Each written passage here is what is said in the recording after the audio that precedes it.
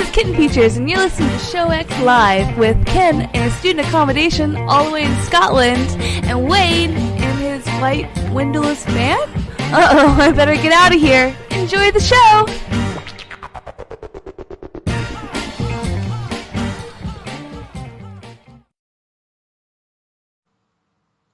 Hello, everybody, and welcome to ShowX on VtWProduction.com. You're listening live at 2 p.m. Eastern, 7 p.m. GMT, on this the 27th of October, 2019.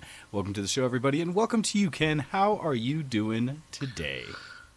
Howdy, my man. It's good to see you again, as always, and it's even better to hear you. Good to see you as well. Yeah, things are good. I was an idiot this week. I did something really dumb. Okay. So we decided that we wanted to do some more okay. So I start from the scratch. There's this YouTube channel that I fall in love with. It's really, really enjoyable, called Girlfriend Reviews. Okay. And basically, it's this girl who never really played video games and as a kid, and so as an adult, she kind of struggles to get into them because she's not as neuroscientists have been putting it. She's not video game literate, right? Because you know how when you and I pick up a game, like we can just go, right? No matter the game, we can pretty much play It's that away, comment right? of pretty much not needing to do the tutorial or anything, understanding it's this type of game, and so it should be pretty much easy to pick up and do. Right, and exactly. So, yeah. It's just some skills we learn over time. We know when to jump over things. We know how to kill enemies. We know certain tactics that are just transitive across multiple games. So because of that, we're video game literate. But she says in her videos that she is not. She did not grow up with video games, and so when she jumps into a game, she's like, "What's going on here? I don't really understand anything. What's happening?" So she really struggles. So she decided that she wanted to instead watch her boyfriend play video games. Okay. And instead of reviewing video games, she reviews what it's like to watch somebody else play a video game. Interesting. And it's so interesting, right? It's such a weird perspective because she suddenly games that are like beat 'em ups get slated, right? They're just like, this is boring. It's just rainbow vomit. It's just multiplier times 10, boring stuff.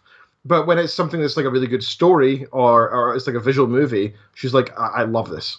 And then it's her boyfriend is actually a video editor professionally, so he puts together the videos at the end, and she's actually an actress. So together they make this amazing team. Yeah, they make this amazing team. They make really good videos. They're called Girlfriend Reviews on YouTube. Check them out. Anyway, this wasn't supposed to be a plug for them, but because I've watched every single one of their videos now in the past week because they were just so enjoyable. After watching all of them, I've been kind of in the mood for playing more co-op with Kitten. Right, I want to play more games with her, and we've been trying to spend more time together before I bugger off to the US for a month and a half without her. So we looked at some of the Girlfriend Reviews games that she was playing. And one of them was that she said was really easy to play was Monster Hunter World. Okay, yeah. So we picked up Monster Hunter World, thinking like this is great. We'll be able to play. We'll play that, and it'll be good fun, and we can play co-op, and it'll be awesome. And so we purchased it on Amazon or something, and waited for it to arrive. And when it finally got here, we put it in and update it. It took 6 hours or whatever, and it was like 33 gig update or something. And then finally updated, and then I started playing, and I was like, okay, I'm sure it'll let you join sometime soon, and then I'm sure it'll be after the tutorial. And I was like, maybe it's after the first quest, after the tutorial, and it was like, she still can't join. And eventually I googled it, and I assumed it was local co-op. Turns out that they had 2 PCs that they were playing on. Whereas so we'd have to have 2 PlayStation 4s in this case.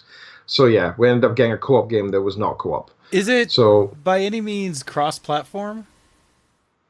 Good question, actually. Because if you could play PC to console, that might be a way to get around it. Because we're not. I was going to say, because we're in this era where more and more games are finally going the right route and allowing gamers to just play on whatever preferred hardware they have. Right, so that's the way it should be. Bummer. Was hoping that might be the case. Yeah, sadly it is not. And so we've got just this game that's practically useless, to be honest. Nothing against it. I'm sure it's a fun game, but we really were hoping for co-op, local co-op, and that we can't do that. So yeah. So before we go any further with the show, I want to let everybody know that we have got 20 Steam key, in fact 21 Steam keys, as well as 5, 6, 7, Some other games that I've 8 other games that we can give away on Steam, right? So we've got like 29 games. We've got 29 games in total that we can give away. Some of these games are actually good, right? Some of these are random. We don't know anything about them. They're just random games that we can hand out keys and see what happens. It could be something amazing. It could be something boring. But we've also got some Steam keys here that we know are nice ones, and we will randomly litter them throughout. So in order for you to have your chance at getting the Steam key, there are 2 things you can do. One is you can retweet the latest tweet from VtWShowX. So go into twitter.com/VtWShowX and retweet us. You will have a chance of getting a Steam key private message to you. You have to follow us to get the message, of course. And if you do that, might get a random key. Otherwise, just keep an eye on the chat, take part in the chat, and we will randomly put keys in there as well. So if you are listening, and at some point you might be the first to grab the key. There are loads of keys, but remember, once somebody else grabs it first, you might not get it. So you can either have a high chance of getting it by retweeting us on Twitter, or a low chance of getting it by watching Twitch chat. But either which way, you'll have a chance, because we want to reward our listeners for tuning in every week. We appreciate that. So, sir, how's your week been? I went to a random tangent at the start because I've been raging about that all week, and I want to get off my chest. No, I can understand that. That is the kind of thing that you're just like, man. You think you're gonna do something right, you think you're gonna do something good, and you get hit for all your good intentions. All right, so as I get ready to jump into a little bit of Dysfunctional Deviations. First thing I wanted to talk about, was that as last week was progressing through or week before actually, before we got to talk to Kyle for interviewing him, which was a lot of fun last week. Hopefully you guys check that out. If not, check out the YouTube video of it. He did a wonderful job talking about all of his series and books and what Ken and I have both enjoyed from his Warden series that he has going. Great fun. So if you missed it, definitely go check that one out. Beyond that, though, and hey, how's it going, Mr. Nolan Veth? Welcome to the chat. As we go, the week prior, leading up to that I didn't talk to since we're doing the interviews, I went and finally got to go see the Joker movie, which I was quite happy to be able to get in there and see, and have gone through and one of those that has been getting a lot of reviews. People, hopefully you've heard at least something about the Joker movie that's out there.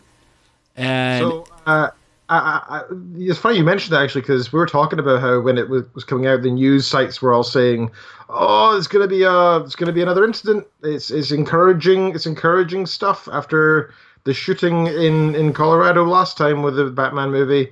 This Joker stuff is just encouraging it." And then, of course, thankfully, nothing happened. But Ken actually mentioned this week. She was like, "Oh wait, that was where Wayne is, right? It was in Colorado." I was like, "Yeah, it was." And she was like, "Has he seen Joker?" I was like, "I don't know, actually." So it's funny you mentioned that. Well, okay, and going back to when the unfortunate shooting happened at the Aurora Mall Theater there, which is a theater that I used to frequent often, still go back to on occasion. That was one of those nights, because that Batman movie, when it came out, that was a theater I would have often gone to go see premieres to, and would gone to like Thursday night early releases type thing and such. And so the likelihood I could have been there was fairly high. And unfortunately, there were people from my work as well as people I knew who were there when it happened. And so we did have 2 people that worked on the base that I work at who passed away in that shooting. And we did have a lot of people I knew who were in other theaters during the whole thing that happened. So we were very aware of that, and seeing the news come up saying that things were going to happen with, or that the media was concerned or showing that, the potential someone else might come out and try to do a copycat type thing. It ran around a bunch, but what was odd to me was I never saw anything that I would say would have led me to believe that something was going to happen. Like, I don't know where it started, other than we were just getting another release of a DC film, and one that was tied more closely to the Batman series, and one that was notedly coming out going to be rated R. I think that was the only things I had seen throughout that had anything that would have made me wonder or think that something would have been of any concern. I don't know if that makes sense, right? But Mm-hmm. because when I saw those stories come out and I saw the news keep talking about it, I looked around to try to say, wait, have there been any credible threats? Has anybody talked about anything or something coming on? And I didn't see a thing. Nothing. And so I do kind of have to agree with some of the criticism I saw that basically said that, the whole concern about something happening was a non-concern. It was great. And so, no. It's something that when it was one that I knew that people were talking about, but I was actually going into it thinking that I don't think anything's going to happen. This just seems silly. And sure enough, nothing happened, right? There were no events that happened because of the just that a new movie was being released that was in the Batman series. And so I think it was, I don't know what the whole point of that was, if it was just like people trying to make a story that wasn't there. That's the closest I think it was fear mongering. I think news outlets know they make money from that, right? Like if they can make people talk, people are going to Google it and going to click on their story and they'll make money, right? And I guess I aided in that by bringing it up on the show. Well, but now that it's past the fact, I think it's totally appropriate to just say, and in sense, more to come up and say the idea that nothing did happen, and so in a way, calling out. Don't let the media provide you with any kind of hysteria, right? Take a moment when you see something and be like, it's worth, I'd say, looking at it and going, okay, I'll be more aware, but I don't like to see something that's going to pull you off and scare you from actually, going, attending, and enjoying what you're going to do. And so that was where, to me, it was such a non-issue.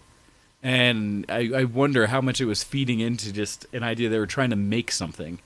And it's weird because normally I don't try to blame the quote-unquote media for all these kind of things because I think that's used too often as a tool for people to try to downplay what is often good information being provided from various sources, but they don't like that information, so they'll claim it as this odd nebulous group that they call the media.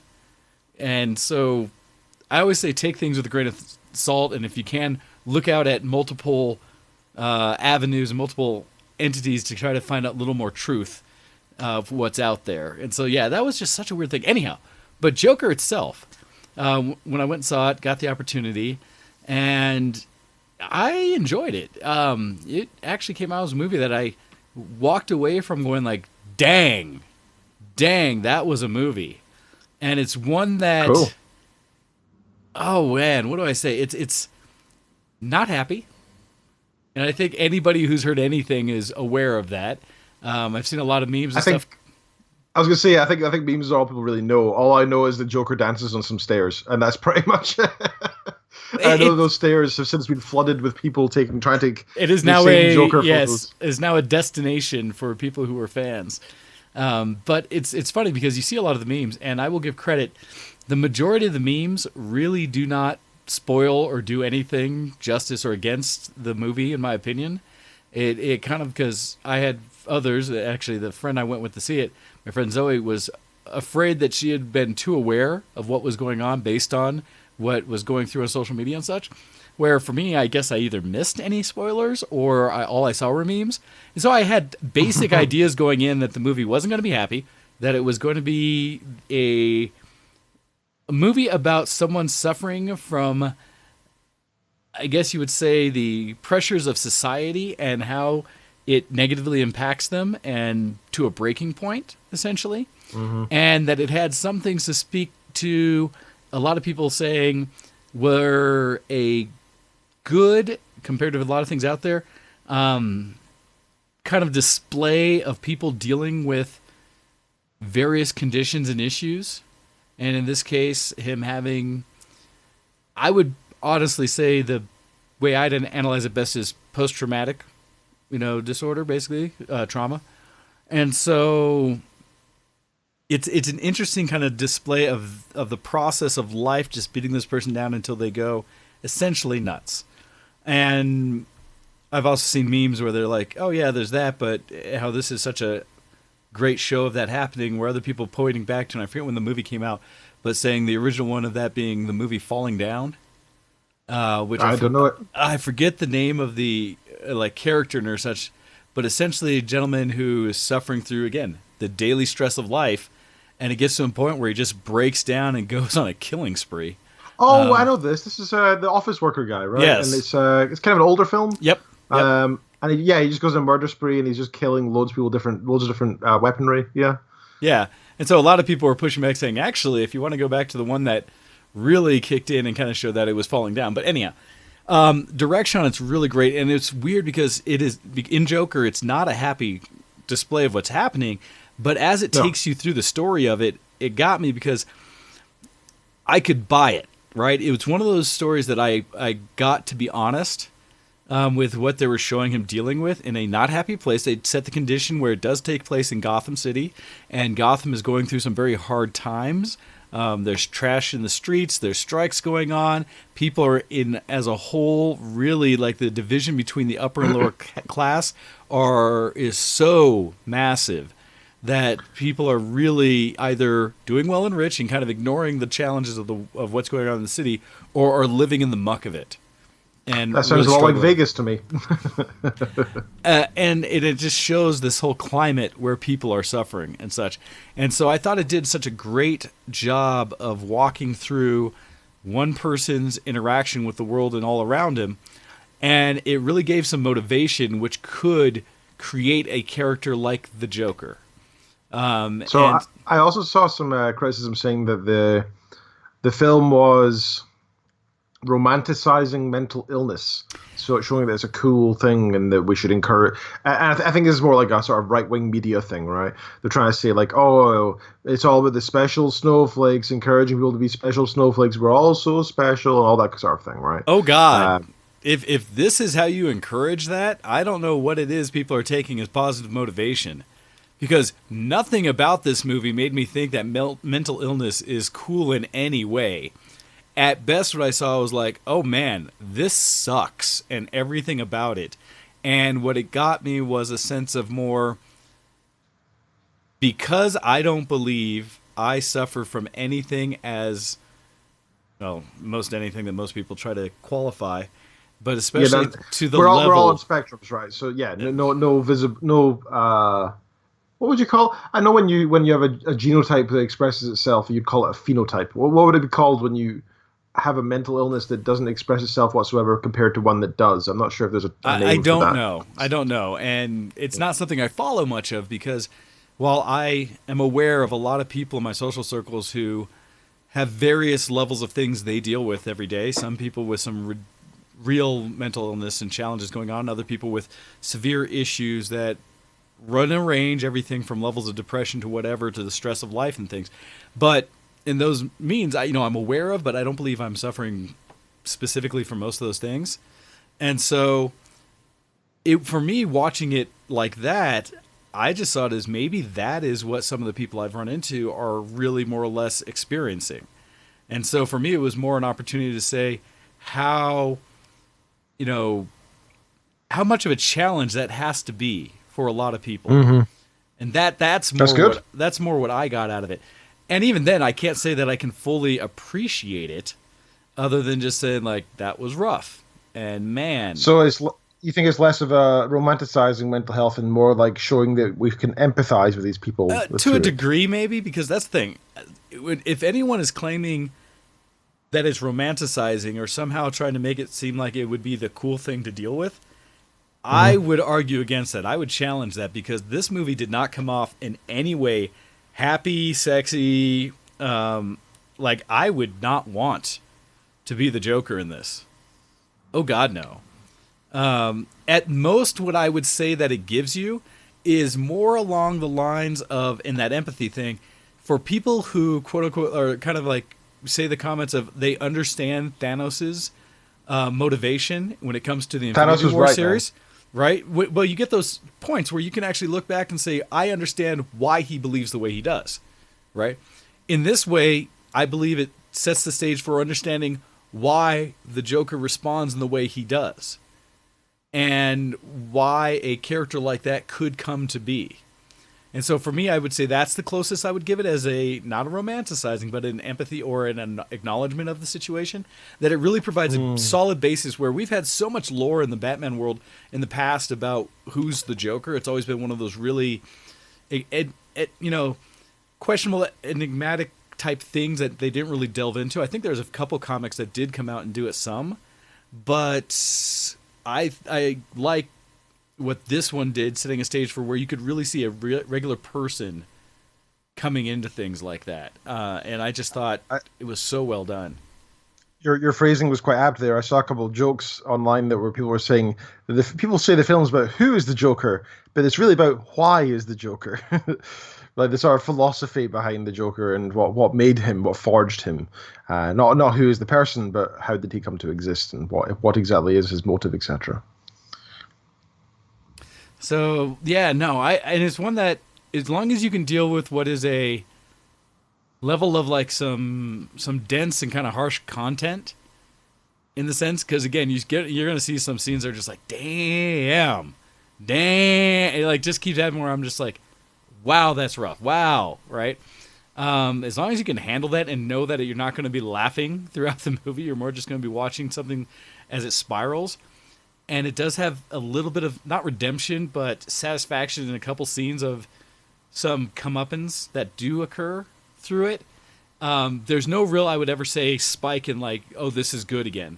There's some things where it's kind of one of those movies that it starts kind of like, man, that's rough. Wow, that's rough. I see what's happening. Okay, it levels out for a moment. I understand there's a little bit of a bump of like, oh, maybe things aren't as bad. And then boom, like, nope, that's not good. And kind of thing. Because there's a lot of films out there where the main character is clearly an anti-hero. Or sorry, where the main character is not clearly an anti-hero until you think about it. Like you'll see somebody getting revenge upon the world, and you're like, good for them. They deserve it after the hard things that were shown against them at the start of the film. But then 10 years later, you rewatch the film and you think, wait a minute, this guy just goes around killing innocents because he was mad at like two people.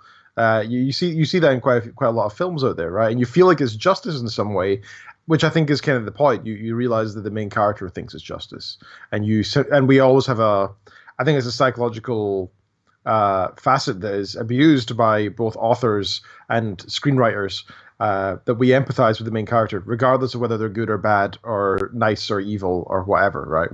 We always put ourselves in their shoes and get where they're coming from, which is why books such as Lolita are so uncomfortable, because you try to empathize with a character who should not be redeemed, right? And that's kind of the amazing thing about literature and fiction and nonfiction, and the human psyche, I suppose. So my recommendation out there is, if you feel like you can handle the heavy content, I think it's a very well acted movie. I think it tells the story in a way that I appreciate it. It does, in my opinion, tie back into the Batman world at a stage where it makes sense.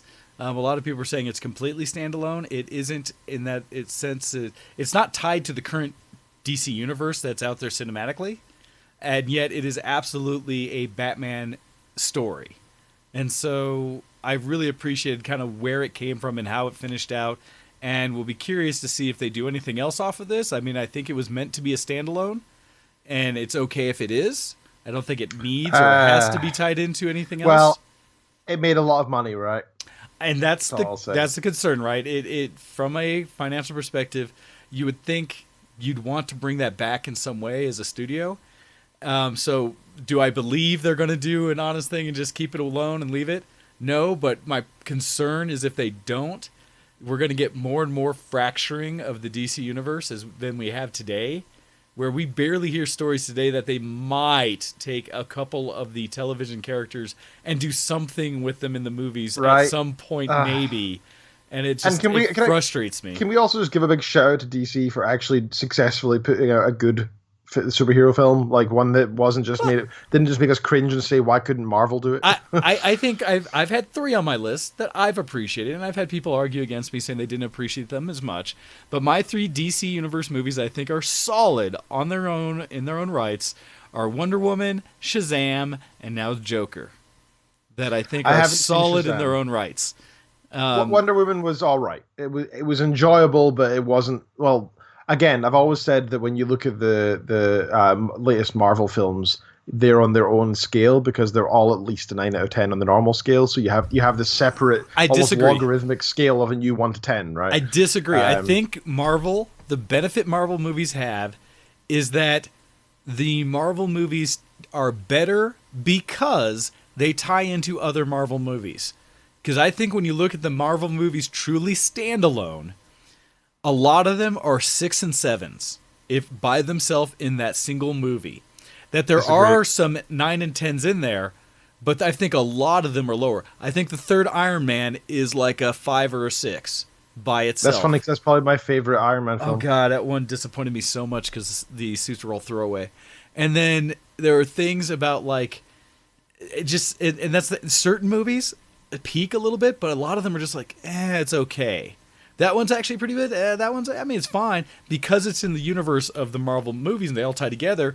I get more charge out of it because I'm seeing a continuation of that character's story, or I see how this story is going to tie in to the bigger story being told. And so for me, that's what gives a lot more, strength to each Marvel movie. It absolutely does. I won't disagree that the continuity of the multiple films and linking into each other is obviously very enjoyable, and we like the references back and forth, right? We get a little thrill when we see, oh my god, that's so and so, right? We love that. But I still would say the standalone, all the films are fantastic. I'm sorry. Well, I enjoy them all, especially and it's compared to DC. It's actually interesting, and I'm going to jump the gun a little bit and bring up one of the news topics that I had brought up because it ties directly into this in a way.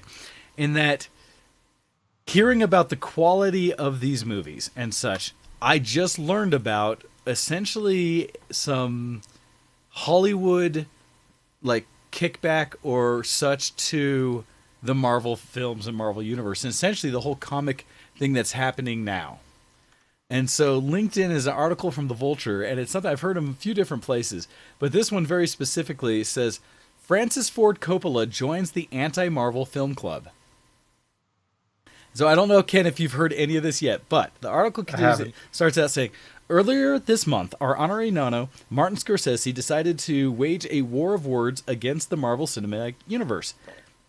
Martin Scorsese declared the franchise as being, quote, not cinema, and nothing more than, quote, theme parks, and also encouraged cinemas to prevent being, quote, invaded by them in the future.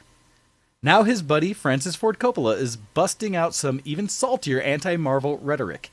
As reported in Yahoo News, at the annual Lumiere Festival, the director, while accepting a Lifetime Achievement Award, wanted the record to show that Iron Man 3 is no Patton, or that Thor Ragnarok is no Godfather Part 2. Quote, when Martin Scorsese says that the Marvel pictures are not cinema, he's right, because we expect to learn something from cinema. We expect to gain something, some enlightenment, some knowledge, some inspiration. I don't know that anyone gets anything out of seeing the same movie over and over again, Coppola explained. He continues saying, Martin was kind when he said it's not cinema. He didn't say it's despicable, which I just say it is. And so it's interesting. Like I said, it's something that I had just gotten out there, where I don't know where I stumbled upon it, but just seeing that you have what looks like some very classic cinema directors and stuff like that who essentially are not happy with what they're seeing coming out in movies right now. And it's interesting because they've focused very specifically on the Marvel movies and how they have created such box office success. Yeah, it's very cool to dislike the popular thing right now, especially when you're not involved, isn't it?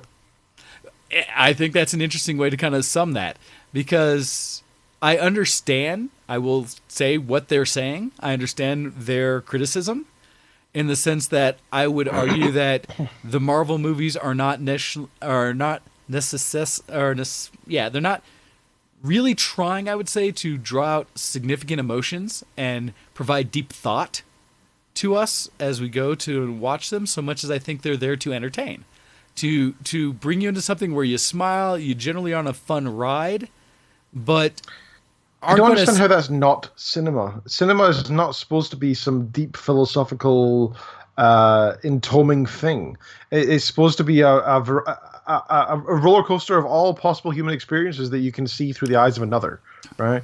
So whether it's a wartime film, depressing blues type film, whether it's going to be something that does discuss the philosophical meanings of life, or if it's just one that has lots of flashy colors and is just some random drug show through Vegas, whatever it may be, it's all cinema. That's like the problem with what the reason that what he said really irritates me is because it's gatekeeping art, right? Cinema is just another of the many forms of art. So for him to turn around and say, no, this is bad cinema, that's like saying it's bad art.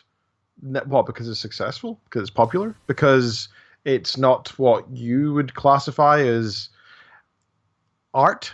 Right? Just because it's not meeting your personal preference, it doesn't mean it's invalid suddenly. Just because it's popular doesn't mean it's invalid. Let me make a slightly probably incorrect comparison here. But if we think about music, right?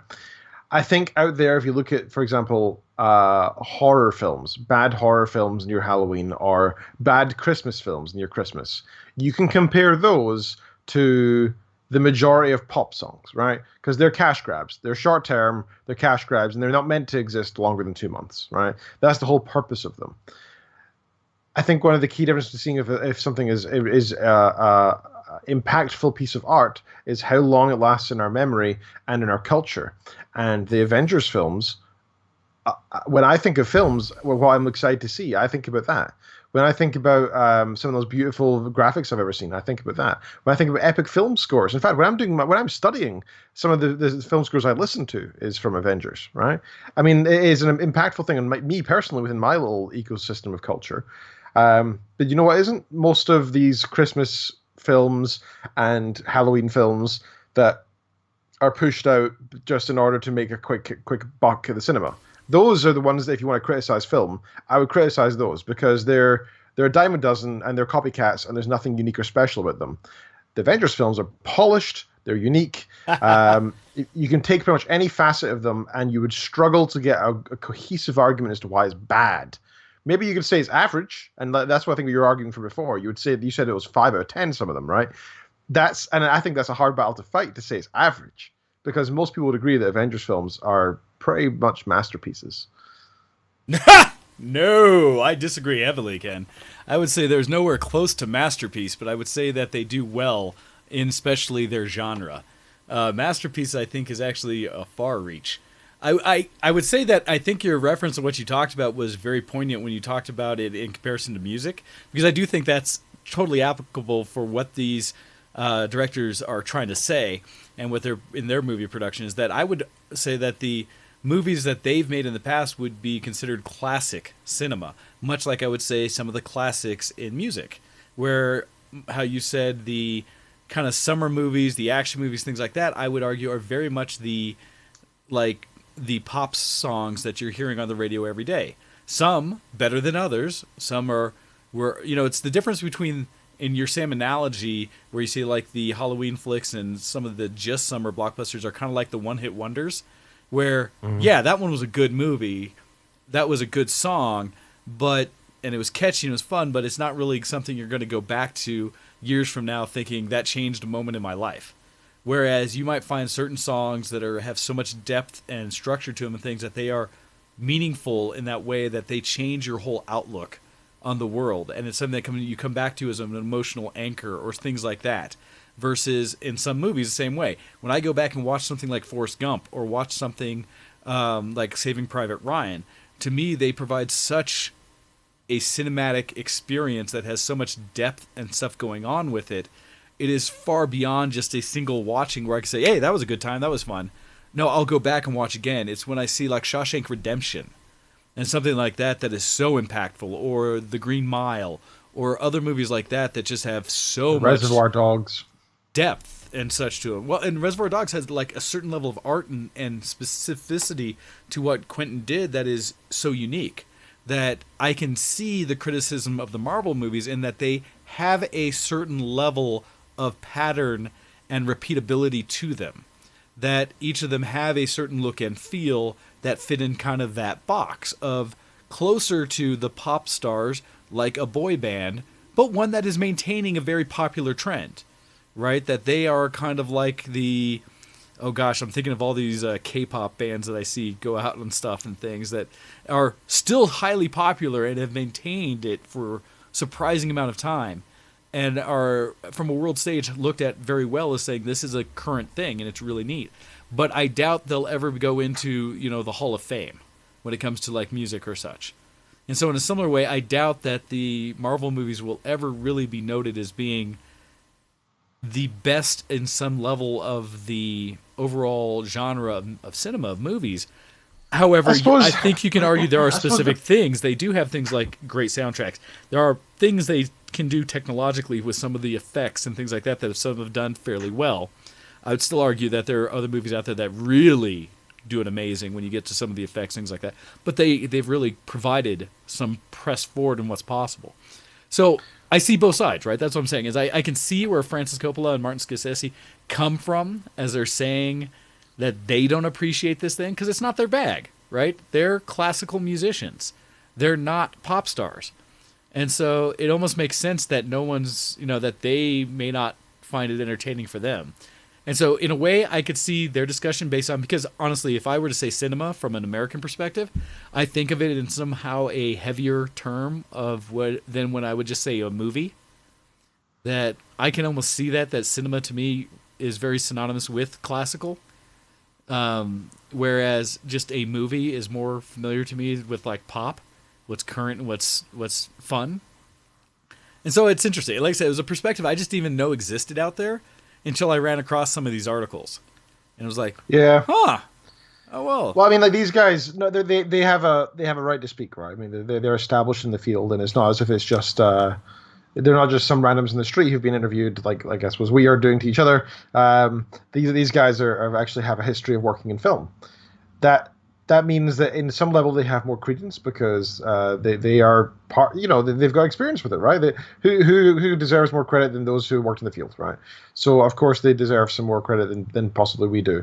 But at the same time, that also means they're blind to anything but their own preferences, and they think they're always right.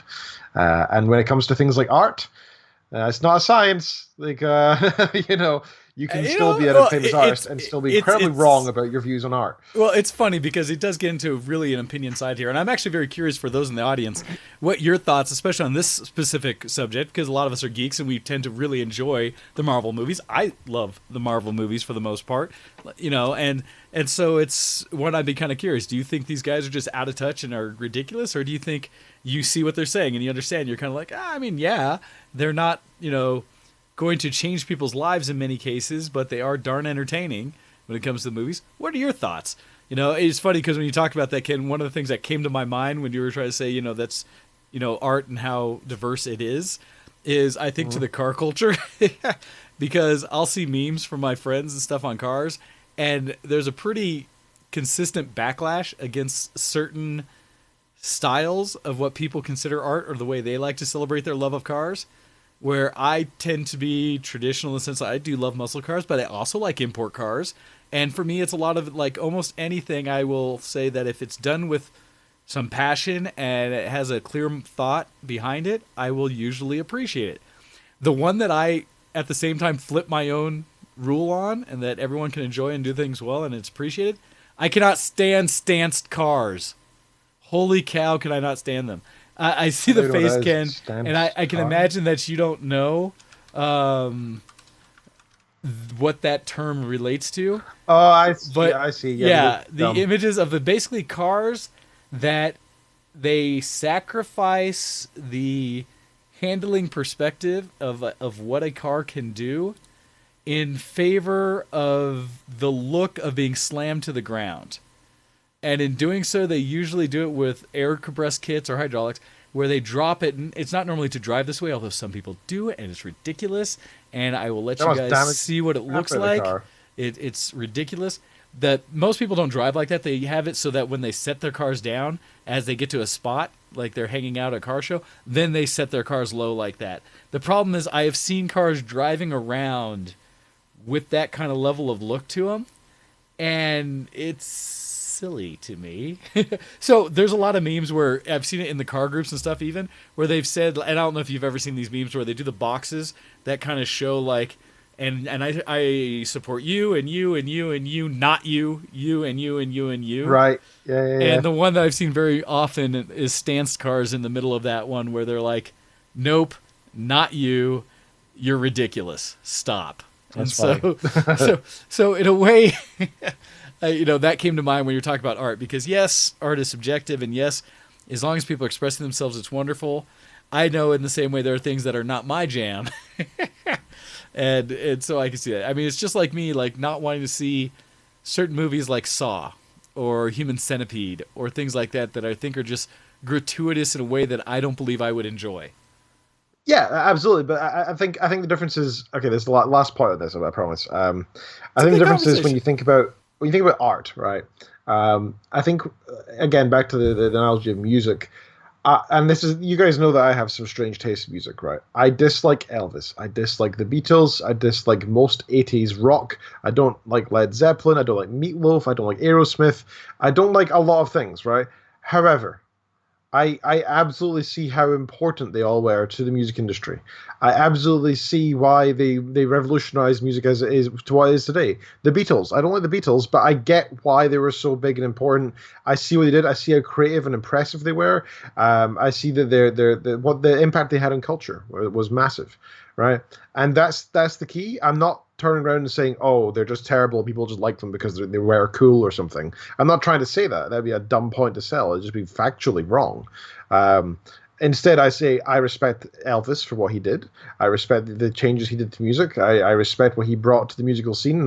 And I even recognize and say that music would be nowhere near where it is today if it wasn't for his contributions. Personally, that one person had made more changes to music than most do in their life, right?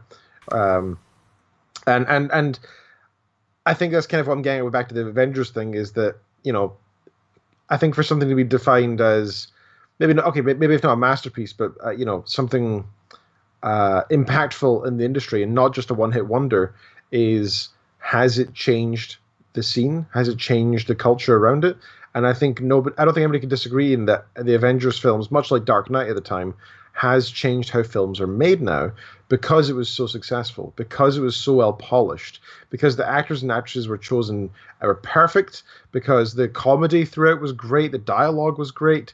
It feels like there's not a second wasted in any of those films, and that's a unique thing, right? A lot of films have a lot of there's a 45-second scene, and maybe like 30 seconds of it is exposition, or zooming around the house to fly into it to show them talking or something uselessly. The Avengers properly makes use of every single second because they're trying to squeeze it all in. But I don't think you can disagree that the Avengers has changed the scene, if for not only for superhero films but for most films out there, in what we expect as an audience to see in modern AAA films.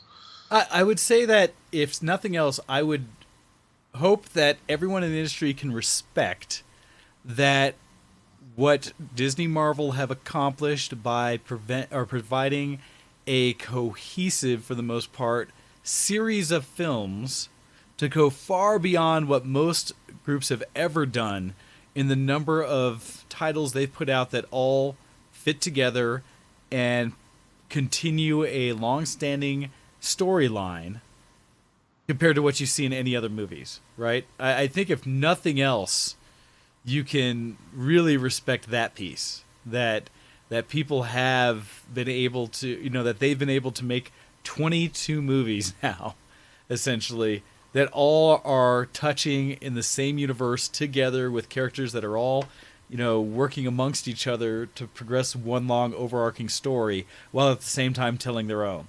And I appreciate Copy provides us a pretty big response here in the chat saying, I've never cared much for the Marvel series movies, and the way they've crossed over the hell out of characters has become even more of a turnoff. You can't keep up with the story arc of the one character you like unless you watch lesser films of the character that you really don't care for. So when the ultimate mashup happens, you're missing key references from one film you don't see. Interesting. That's actually an interesting perspective, because for, I would say, a lot of people in the Marvel universe, that's one of the big draws, is that, in a way, because they're using, honestly, this is Marvel, right? They're using the classic comic book tool that is the crossover, that is the joined universe in this case, because there have in comics forever, whenever they did crossovers, there was a way to introduce people from one group of characters, one title to another, saying, I know you love Spider-Man, and so when we now show you this X-Men thing, and we include Spider-Man in there, maybe you've never read X-Men before, but now you might check it out because Spider-Man's there, and maybe you find something you like and you continue. And so for them, they're using one of those same tools that have been used throughout the comic book worlds for that purposes. Same thing with some of the really crazy crossovers and what-ifs and things like that, where you've even had crossovers between Marvel and DC on a couple occasions, right? It's way really just to kind of proliferate the entire market and characters to try to get you to see more. And so in a way, they did that with Marvel, and they made it even more of a tie to say you kind of need to see all of these movies to really get the full story. Because arguably, you could just go watch the main Avenger series, right? The main Avenger movies, and probably enjoy it. But they're going to provide a lot of meat in those movies that tie to all the other movies they've made, with the hope that you will catch all of them and such. So it's interesting to hear that piece, that for you, you don't want to catch all of them. You don't want to see all the Marvel movies. And I can appreciate that, because for me, I did. I've appreciated seeing all of them, some, again, greater than others, where I fell off from some of the TV. And I'd say the main reason I fell off with some of the TV, mainly Agents of S.H.I.E.L.D., is how it didn't tie in as well anymore, and it became more of a standalone thing, so I was able to let it go and not feel like I was missing anything in doing so. So for me, them doing the crossovers was actually a pretty significant hook, and worked, that I now want to see all of the primary movies that come out. So, interesting perspective. I appreciate you sharing that. All right. Sorry, that was that was great. That was great. I mean, that was an honest discussion about it, because, like I said, I was surprised when that came out. All right. Well, with that, and having taken up as much time as it was, as we're continuing the Dysfunctional Deviations, I will knock out a few of the quick other things I was doing. I actually got dirty this week a little bit, did some wrenching, and so I was running around where friend Zoe came down because I was looking at her car. I still need to go back, do some work on it, because darn thing. Her cooling fan on the radiator had not been working, stopped. And so I had to provide and install a new or aftermarket cooling fan for it, which thankfully I got managed. Unfortunately, in the process, I was trying to fix some leaks that were also in the car. I think I might have exasperated one of them in her transmission cooling system, where I got most of it worked out cleaner than it was. But in my fix, I think there's a piece that's not connected as well as it could, because she's said that it is still leaking and perhaps even worse now. So I need to go revisit that. But grr for mixed success on a project. But beyond that, I also jumped into, randomly yesterday, some work on my Miata, in that it has a little patch on the back corner of it that obviously had been damaged at some point, and whoever owned it in the previous life had patched it in, I would say, not the most professional way. Maybe made it look fine, but didn't really fix anything. And so it had a whole corner in it that was bondoed up with a bunch of just layers of material. It almost looked like they had done cardboard behind to build up the structure, and then bondoed over it to provide the smooth look of the sign. And over the years, that has degraded back again, so it's just this mess of a corner. So I went in there and took an angle grinder and started just grinding away all the grossness to get back to metal to see what's really there. Right. My goal to eventually, because I've got a little stick welder now, even though it's not the right project for it, is to get myself a piece of flat metal and bend it around to fill that spot and see if I can't weld it on myself to actually repair the metal. So I have this first steps in what will be a bigger project at some point. So I was in there getting dirty and cleaning stuff up. I also, and this is one that I didn't know this was a thing, being a homeowner, and for all those other homeowners out there, something that was just odd to me, but it was kind of something that was coming up, and instead of attacking it the way that I had in the past, doing something new, my garage door, I think almost everyone has automatic garage doors now if you have a garage, and it has wheels on a track that you pull up and down. It had gotten noisier and noisier over time. I've had an issue with the garage before where the springs broke, and I had to replace those, and normally they say don't yourself. You can, just be careful, take your time. I've done it, but replace the garage door springs. This one, as it started going up and down, it was screeching. It was like the metal on metal was just... Oh, no. I was like, oh, God, this is bad, and I know if I don't do something about it, it's just going to get worse and potentially really break something, right? So I went out, and thank goodness to the YouTubes and the internet knowledge that exists out there in the great ether that is the interwebs, because I found where they talked about, oh, really what's happening there is the wheels are binding up. You need to either re-grease them, clean them, or do something like that. And in doing so, found that they are replacement wheels you can get that are far superior to the classic just metal with bearing wheels they have. That people have taken the technology of like other industries and things like that, and they made these beautiful wheels that are a polycarbonate type of material, and they put the bearings in there and actually seal the bearings with like covers and things so that you can't get dust in them, and therefore you never have to service them. And for a full set of 6 for my door of these new bearings, these really nice wheels, it was like $22 off of Amazon. Yeah, like $22 off Amazon. And so I got them, and then I did the next piece of like, all right, now how do you change these out? Back to the YouTubes. And was able to find that if I just unscrewed each piece of them, open it up, and then change out the wheels, put them back in, it actually went real fast. So in about 30 minutes, I replaced at least less than an hour, all of the wheels on the door. And the only thing you have to be careful of if you do it yourself is the bottom ones you do not do when the door is closed, because there's tension on it from the springs and the wire, and if you were to undo those connections to the door, you would be dying. And so you raise the door completely, which takes the slack off of those springs, off of those bottom ones, and then you just get a ladder and do them from there. So again, did it by myself in like an hour or less, and now when I open and close the door, it's almost silent. It's such a beautiful moment. Sorry, that was just a like homeowners PSA real quick, because it was a new experience for me and something I wasn't aware. All right, on that side, last things for me on this one was that it is Halloween week, and in doing so, I went to my first Halloween party yesterday. Actually recycled a costume that I had last year because I didn't want to get all gussied up. So thus the shaven faces, I pulled out my Candyman costume for those older folks that have seen in the 1992 film Candyman. Very nice. So I brought that one out, although unfortunately the party I went to were a bunch of young folk who had never seen Candyman and therefore had no idea what my character was. Had to show a couple people pictures and was like, oh, well, I should have known. And mostly because I don't want to wear my actual costume for this year until this week.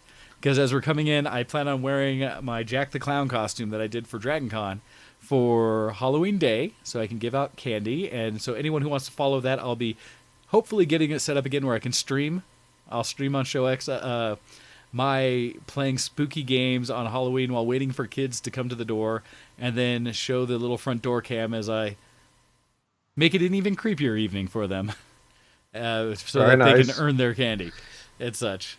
And then as well as I'm hosting a party the Friday after Halloween, as well as going to one on that Saturday. So I expect to be wearing my costume 3 days in a row.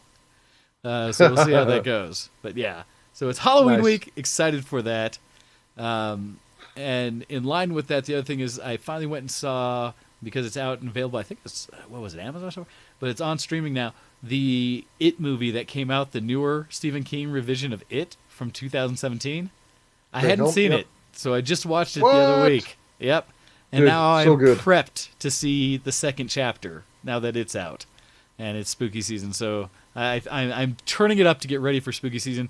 And I have Amazon packages that came in to get my house decorated for my party on Friday and for Halloween itself. So that's what I'll be doing throughout this week to get ready for it. Where normally I would have had things up for the month, but I was trying to work on my theme, and so now I have about like 3 or 4 days I'll be able to support it. So yes. And yes, I did appreciate it. I thought they did a good job bringing it to a modern state, and it had a good sense of creepiness without being, it wasn't clean, but it wasn't gory. Like, it had some shocking scenes and some violent scenes, and it definitely was not without blood and such. Definitely not. Well, but it wasn't gratuitous. No, it wasn't gratuitous, but it's I think it's the subtle, unique elements of the film that are quite simple, actually. But for example, when Pennywise is doing his dance, and they center the camera on his head, so the head is staying perfectly still, but everything else is moving. It's so unnerving. It's such a simple thing, but it's so unnerving. And it's little things like that throughout the whole film that you it just gets under your skin. There's something a little iffy here. I don't know how much you know about the lore behind it and the Stephen King universe, multiverse. Not about the multiverse, any part of it. I know just the standalones, because I know, what was it? Was it the book? The Tower one or whatever, or the thing about I forget Dark the main, Tower. Yeah, Dark Tower, and I forget the main character in that is supposed to like tie all of the Stephen King universe together. I believe that's what it's supposed to do. Like that book specifically is supposed to like bring all the characters together from all the books, or at least be the tie to them. In some ways, Roland Deschain. Okay, because I've heard that they're linked, but I'm not enough of a Stephen King aficionado to really have gone into them all, and so that's lost on me. I've only read a couple of the Dark Tower series. It didn't really grab me, annoyingly, because I've heard so many good things about it. But I really enjoyed reading it. It was good film. Good book, sorry.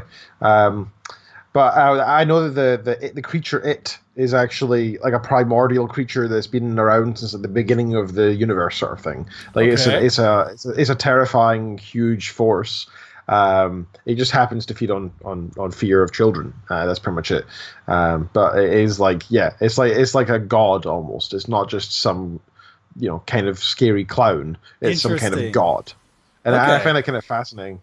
Its true form is actually some giant spider, I think, as well. I don't know how. This is all like second, third, or fourth hand knowledge that I was told years ago, so I can't really remember it all.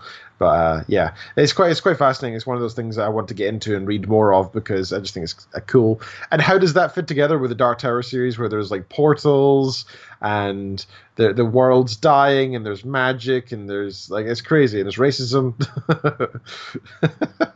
So, unfortunately, and that's the thing, I don't know. I know others who are bigger Stephen King fans than me who could likely speak to it, but I cannot. Mm-hmm. So, I don't know. Yeah. But anyhow, that's what I got going into the beginning of this week, and kind of the things I'm doing is I'm starting to celebrate all things Halloween. Nice. Do you want to take a break first, Ken, or would you like to get into a little bit of what you've been up to and what you're doing? I think a break would be wise, though. It'll split up nicely. All right. Then with that, we will take a break before we come back to hear a little bit more of what Ken's been up to and doing. And during this break, I was going to play because spooky season, and for me, one of the actual scarier games I'd played back in the day, granted old school, but this is going to be an OC remix song from the game The Seventh Guest called Dolls from Hell. And so hopefully you'll appreciate that during the break as Ken and I go get refreshed and then come back with more news and stories for you guys this week. With that, you're listening to ShowX on VtWProductions.com, and we'll be back right after this. Send in your emails to ShowX at VtWProductions.com.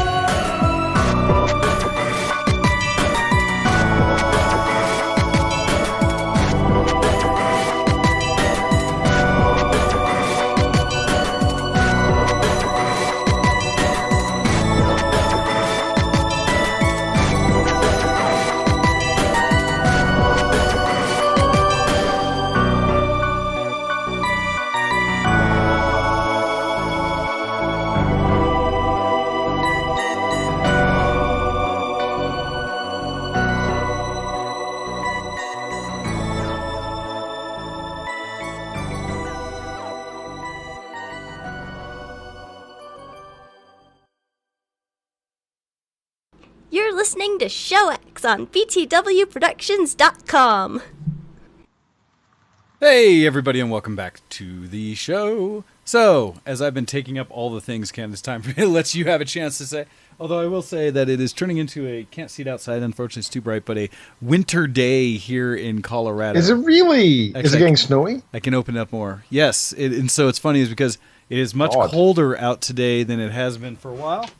It's supposed to get down, and we're supposed to have a continuous trend of snow and dropping temperatures over the next 3 days and through Wednesday, where I think our forecast Wednesday, as I check the magic, devices here, says that Wednesday is supposed to have a high of 18 degrees Fahrenheit. And we are supposed to have essentially continuous snow through then. And so it'll be curious to see how many inches we show up with here in Denver. But yeah, we're supposed to get some proper cold weather here this week leading into Halloween. So that's happening too. Anyhow, what have you been up to, Ken, that you'd like to share with everyone? Well, I've got two things I want to do. First, I want to just thank everybody for listening in. We've got a few new listeners today, and I appreciate that. We're running a competition for the free Steam keys, so keep an eye on the chat. We've given away 4 so far this show, a couple of which have been on Twitter, a couple of which have been in the chat. So please retweet us at twitter.com/VtWShowX. And just take part in the chat for a chance to win a free Steam key. I can't promise it's going to be a good game or a bad game. I can promise it'll be a game. It'll be a game on Steam. So be sure to grab that. It's the first whoever grabs it in the chat. So that's all it is. So whoever grabs it gets a Steam key. All right. As for on Twitter, you will definitely get it if you are the lucky one to be selected. So you'll know. Okay. So. My week, what have I been up to? So I had a party last week, our leaving do, actually. Oh, hey. So I guess it's kind of my leaving do, because Kitten is still going to be here till January, but it was kind of like a goodbye to us as well. I don't know if she's going to do something close to the time for her own personal goodbye with friends. I don't know.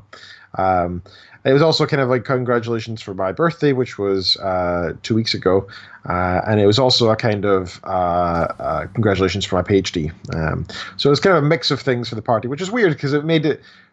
I think it was just a birthday party. It feels like a birthday party. If it was a leaving party, it feels like a leaving party, because it was this weird amalgamation, this Frankenstein party, ended up sort of just feeling like a party, which is weird. Okay.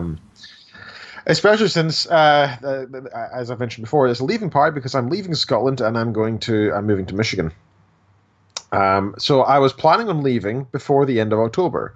The end of October is, well, it's a few days away now, and I can safely say that it's not going to happen.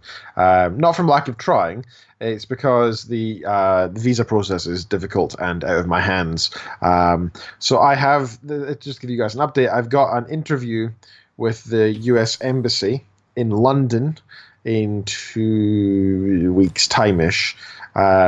So after I've done that, they will send me an email eventually saying whether I've got my visa or not. Then they'll send it to me by second-class post, and yeah, which is great. But as soon as they email me and I've been told I've got the visa, I can start booking flights and stuff and start seriously considering accommodation, etc. So in the next couple of weeks, I will be booking my flights, and hopefully in 3 weeks' time, ideally, I'll be moving over to Michigan. All right, sir. Good luck. Good luck with that. Fingers crossed. Yes. Because I can only imagine in the way that things are in the U.S. today, the visa process is probably not all that easy, and who knows what else is going on. It's been kind of hard, and I can't in places. But honestly, compared to what Kitten is going through just now to stay in the UK, which is, she's having way more problems. This has been going on since February for her. Oh man, this is only 1 month process for me. Yeah, and it's been reapplying and forget, like, they'll lose some paperwork and we'll lose some paperwork, and then we have to reapply, and then and the cost associated has been insane as well. That is rough. So, and it's mad just to keep her in the country just till January, right? It's just ridiculous. Who knows if they just keep postponing it any further? We'll just request the paperwork back and just go, right? Yeah, say fine. Makes no difference in the end. You don't want us here? We'll leave. Yeah, there's some other complications because she can't travel in the meantime, so that's going to screw with her Christmas and birthday plans. But yeah, so it's just a bit of a pain. But that's all ongoing, and we'll see what happens with that. But yeah, put it this way: by in a month's time, I will be in Michigan, and I'll be hopefully settled by then. The only other thing I really want to mention from my Dysfunctional Deviations is it's Halloween upcoming soon, and all we have planned is a couple of minor things. She's amazing at face painting, right? She does these crazy good face paints. I love she's her so costumes. Creative. Yeah, I love her costumes. Oh yeah, she's into it. Like, she's the kind of person who, if you give 5 minutes, like, she'll just make anything. She's like a MacGyver of design and of creativity and art. She can just make anything out of anything. Totally gonna have to get you guys to come with me to a con and have her cosplay. Absolutely, we're all for that. That'd be awesome. So, for example, at the party last week, it was a 1920s theme, right? And she was just like, "All right, get out my hair for the day. Like, don't be in my way." I was like, "Okay, that's fine by me." She's the one who's good at this kind of stuff. I'm absolutely not. So I came back to the house and I was like, where am I? Like, it looked like something out of like a 1920s roaring 20s party, which was amazing. She can just do that kind of thing amazingly. So anyway, this on Halloween, she's doing her face paint, and so she's got this crazy looking face paint planned that looks like a mask that's on, but it's like it looks like it's been pulled, like skin has been pulled over your face. It's a really cool effect. And I'm looking forward to seeing her give that a bash. I'm sure she'll rock it. And I'm probably going to do, I don't know, I'll do something simple and plain because I'm a moron when it comes to this kind of stuff. I'll wear a mask or something. What we plan to do is two things. One, we want to go to the graveyard nearby. We're going to go with a couple of friends and we're going to have a picnic. We're going to tell ghost stories and have a couple of drinks. So it's a bit silly, but it'll be fun. I'm looking forward to that. And then we're going to do some streaming, or maybe vice versa, actually. We're going to do streaming first. But we're going to have a couple drinks, and we're going to play some horror games with me and Kitten, just like on my birthday. You should so that's going to be funny. You should totally stream being in the graveyard telling scary stories. Like via a phone or something, just get it out there and have it out where whoever's doing it, like one of those little tripods, and then someone having to hold like the flashlight under their face as they're telling the stories. I would totally tune in for that, Ken. Just letting you know. I totally would love to do that. The problem is I can't. Okay, every stream is via recorded, phone, right? Yes. And it exists forever online somewhere? Yes. Well, right. no, just put it to Twitch only. They delete it after 30 days if you don't highlight it. Yeah, I don't trust it. Okay. But the thing is, what if one of my friends who's not me does something that's inappropriate on stream, but it's my stream and I'm responsible and yada, yada, yada, yada. It happens. Right? Just mark it as adult. And no, you can't. Wait, are you expecting this to be like naked ghost stories in the graveyard? I mean, come on. No, I'm trying to think what would be bad versus terms of service that you couldn't stream something a bit risque telling ghost stories. I just can't trust anybody. I trust you, but I don't trust, and I trust myself, but I don't trust the general people out there. Set the stage for, hey, mind you, this is Scottish, and it could be a little bit... I don't trust a bunch of Scottish people who are drinking in a graveyard to be safe for work. Let's put it that way. So we'll be playing some. I don't know which games we're going to play. So any suggestions are very much welcome. I don't actually own many horror games because I'm generally terrified of them. I think I have nothing installed actually. I've got The Forest, which is always a good shout, and I'd still get scared from that somehow. We also have. What's it called? The Alien one? Alien Swarm or Alien Insurrection or whatever that one is? No. It's not actually called Alien. It's Alien film. It's an Alien game though. Is it Alien Isolation? Oh, that's the one with the actual xenomorph that will come and attack you. I think that's it. Alien Isolation. I don't know. Yeah. That's the one that you have to run and hide constantly. Yeah, that's it. Yeah, so I've got that, and I've got a few other ones that are kind of scary. But I'm open to some suggestions. Let us know if you have any suggestions for possible scary games to play next week while drinking and being ridiculous. So it'll be me and Kitten probably taking turns and just absolutely pooping our pants as we watch. And I don't want something spoopy like Crypt of the Necrodancer. No, thank you. I want spooky, not spoopy. Things like Outlast. So yeah. Oh, Outlast, that's a good one. Outlast and Amnesia and like Slender and Slender's good.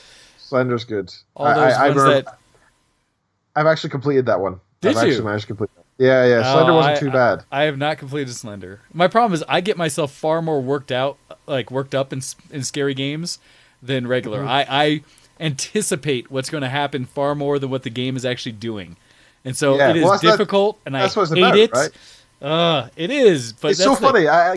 When we watch a horror film, right? You're sitting there, then you're thinking like, oh, they're so dumb. If I was in that situation, I'd shoot the monster, or I'd kick it in the face, or what. But then you play a scary game, and you become that idiot. You're like, oh god, I can't turn the corner. I'm just gonna hide in this cover for 5 minutes. Like you end up being the stupid character, right? That's what I do. Well, but I put it this way: most games give you some artificial limitations on how you can react. Because there are a lot of games that do not let you pick up the nearest item that is solid and use it as a weapon. Because I will tell you, my default in a scared situation is more likely to attack and put something down than it is to run for my life.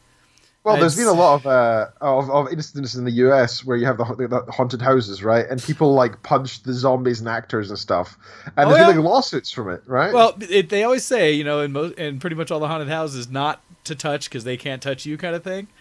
Although I've been to a couple where that's a loose rule. And I admit, my story back from the first haunted house I remember ever going to when I was in grade school, I was maybe a middle schooler or elementary schooler, but I went to the high school, or I think, so maybe I was in elementary school, I was in middle school, but my older brother's school, they were setting up a Halloween event, and so you could go there and kind of trick-or-treat and do stuff around the school. And one place they had set up in the set of classrooms was a haunted house. I remember I was young enough and scared enough that I was hiding behind, I want to say it was my brother, walking through this thing, like, is either my brother or my mom or dad or someone, but behind them where I tucked into like their back, holding their waist, like head down, tucked in, just like walk through here. I don't want to see this. And one of the actors, this poor gentleman, poor kid, dressed up as Dracula, essentially, kind of reached out and grabbed my shoulder and like kind of pulled me away a little bit.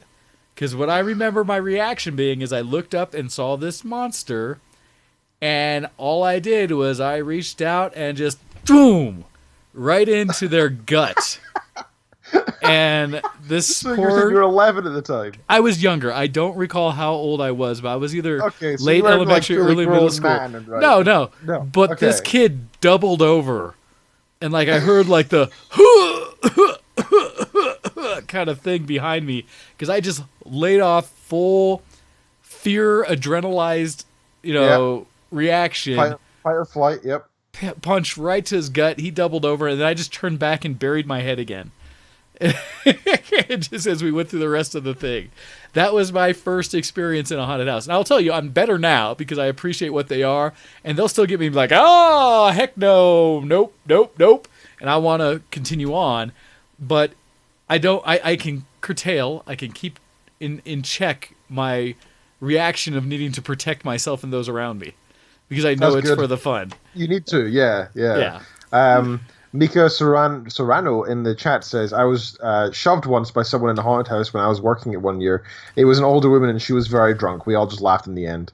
There must be some stories from working in one of these places, I imagine. Around here, and actually amongst the cosplay community, there are a lot of people who work haunted houses come Halloween season. And so I've heard many, many stories from the haunted house. There were some great ones that Hyde had used to share about getting scuffed up because of how much effort they would put into their role of scaring people that they'd get themselves banged up, to those kind of stories of people getting so scared that they also reacted in a way to kind of like protect themselves.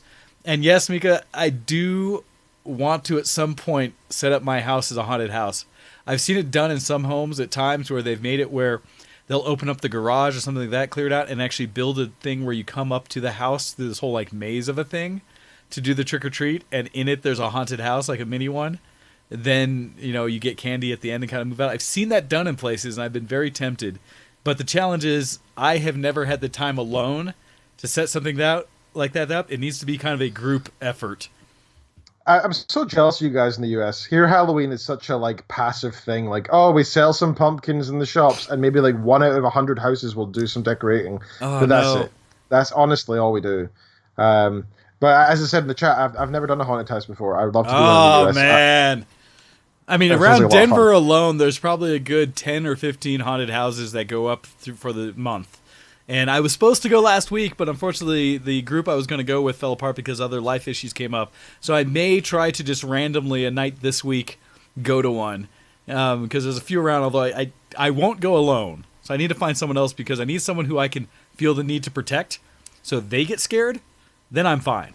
But So this is from movieweb.com.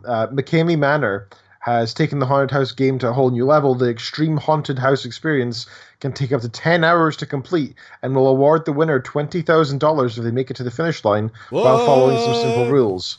This event is not for the faint of heart and requires a 40-page waiver, a physical exam, a 2-hour preparedness video, a social media screening video, passage of a drug test, and a safe word to get out of the situation if it gets too intense. To date, not one person has been able to complete the McCamey Manor Haunted House. I actually saw a documentary. I think it was on this place. I'm not so sure. But the reason they had to sign a waiver and the likes is because they would cover them in real gore and entrails. They would put them into bug-infested pits. They would lock them in there. So it's like Extreme X Factor or whatever that show was. It was that. But I think it had actual pain and stuff as well. It was actually a torture house. You were actually being tortured, and most people didn't last more than half an hour. Right? No, you'd be treated as a gimp. Horrific. I appreciate the light interactions with things that tweak on your sensibilities about fear and reactions to situations that are uncomfortable, even to some levels of physical. But yeah, exactly. But I personally don't think would sign myself up for that kind of experience. When you say extreme, thank you, Rika. Yes, Fear Factor because even when I went with my friend Lyric, when she took me to Universal Studios and had us do the Fear Factor live thing they did, and we were up front watching that, I was not the making the bug juice drink for people to consume, stuff like that. Just nope, that goes beyond my sensibilities. I love me some Halloween, and I like the little bits of scares, but nope. And it's bad, because Ken, I realize I love scaring people. I know I do, because I do my porch thing, and I still tell the story that I had a teenage couple of gals come up to the door when I was still wearing my other mask. This will be I love this. That they came up and I see them on the camera and they're talking a little bit, so I do my little normal thing where I slowly open the door and then jump out and do, "What do you want? Why are you here?" And see them just jump back "Ah!" And the one girl will do the full body shake and twitch of "Ah!" And her turn and go, "I knew it! I knew it! I knew this is the house! I knew this is the house! You're going to scare me, damn it!" And so even though she was aware and had been anticipating it, I still got her.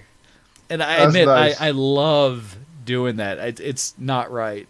I had a Halloween scare today, and it's nowhere near as bad as what you're talking about. But I honestly had a heart attack today.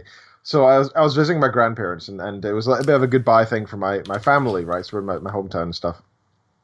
And so we had 10 family members there. One of whom, my cousin Stephen, he just had a kid. He just had his first baby, so he just became a father. So I was congratulating him. We got him a little gift and everything. Him and his girlfriend and stuff. And he said, "Do you want to hold the baby?" And I said, "I've never held a baby in my entire life." And his girlfriend said, "Oh, don't worry, it's really easy." I was like, "But first, before I do, how do you do it?" And she went like this and just put it in my hands. I was like, "Oh God." Oh God, this is already quite shocking.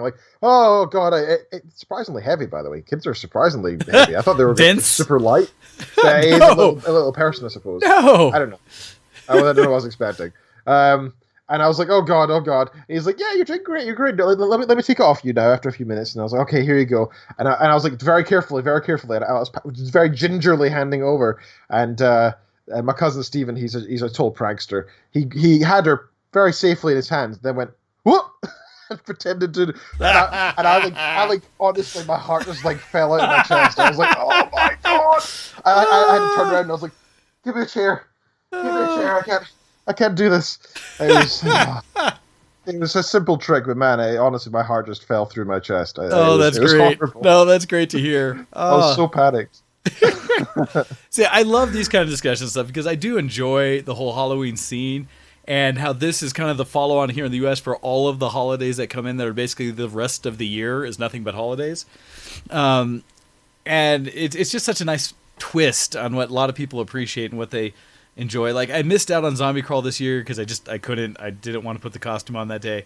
Other things I could do, but now I'm feeling that kind of in the mood thing, and I've looked through already and seen all the movies that are available right now that are scary, especially Amazon Prime's doing good. They have so many of the classics out there, so I'll probably have those just on stream during my party and such, and I'm trying to think of how I can better build up the experience of my household to be more of a dark carnival feel and a scary circus to go with my costume. I've got a couple props in, but I have some ideas when it comes to things. And the challenge is going to be, it's going to be cold out. Man, it's going to be cold here. But anyhow, looking forward to that. Sorry, I jumped in, Ken, but what else have you had for what you're up to?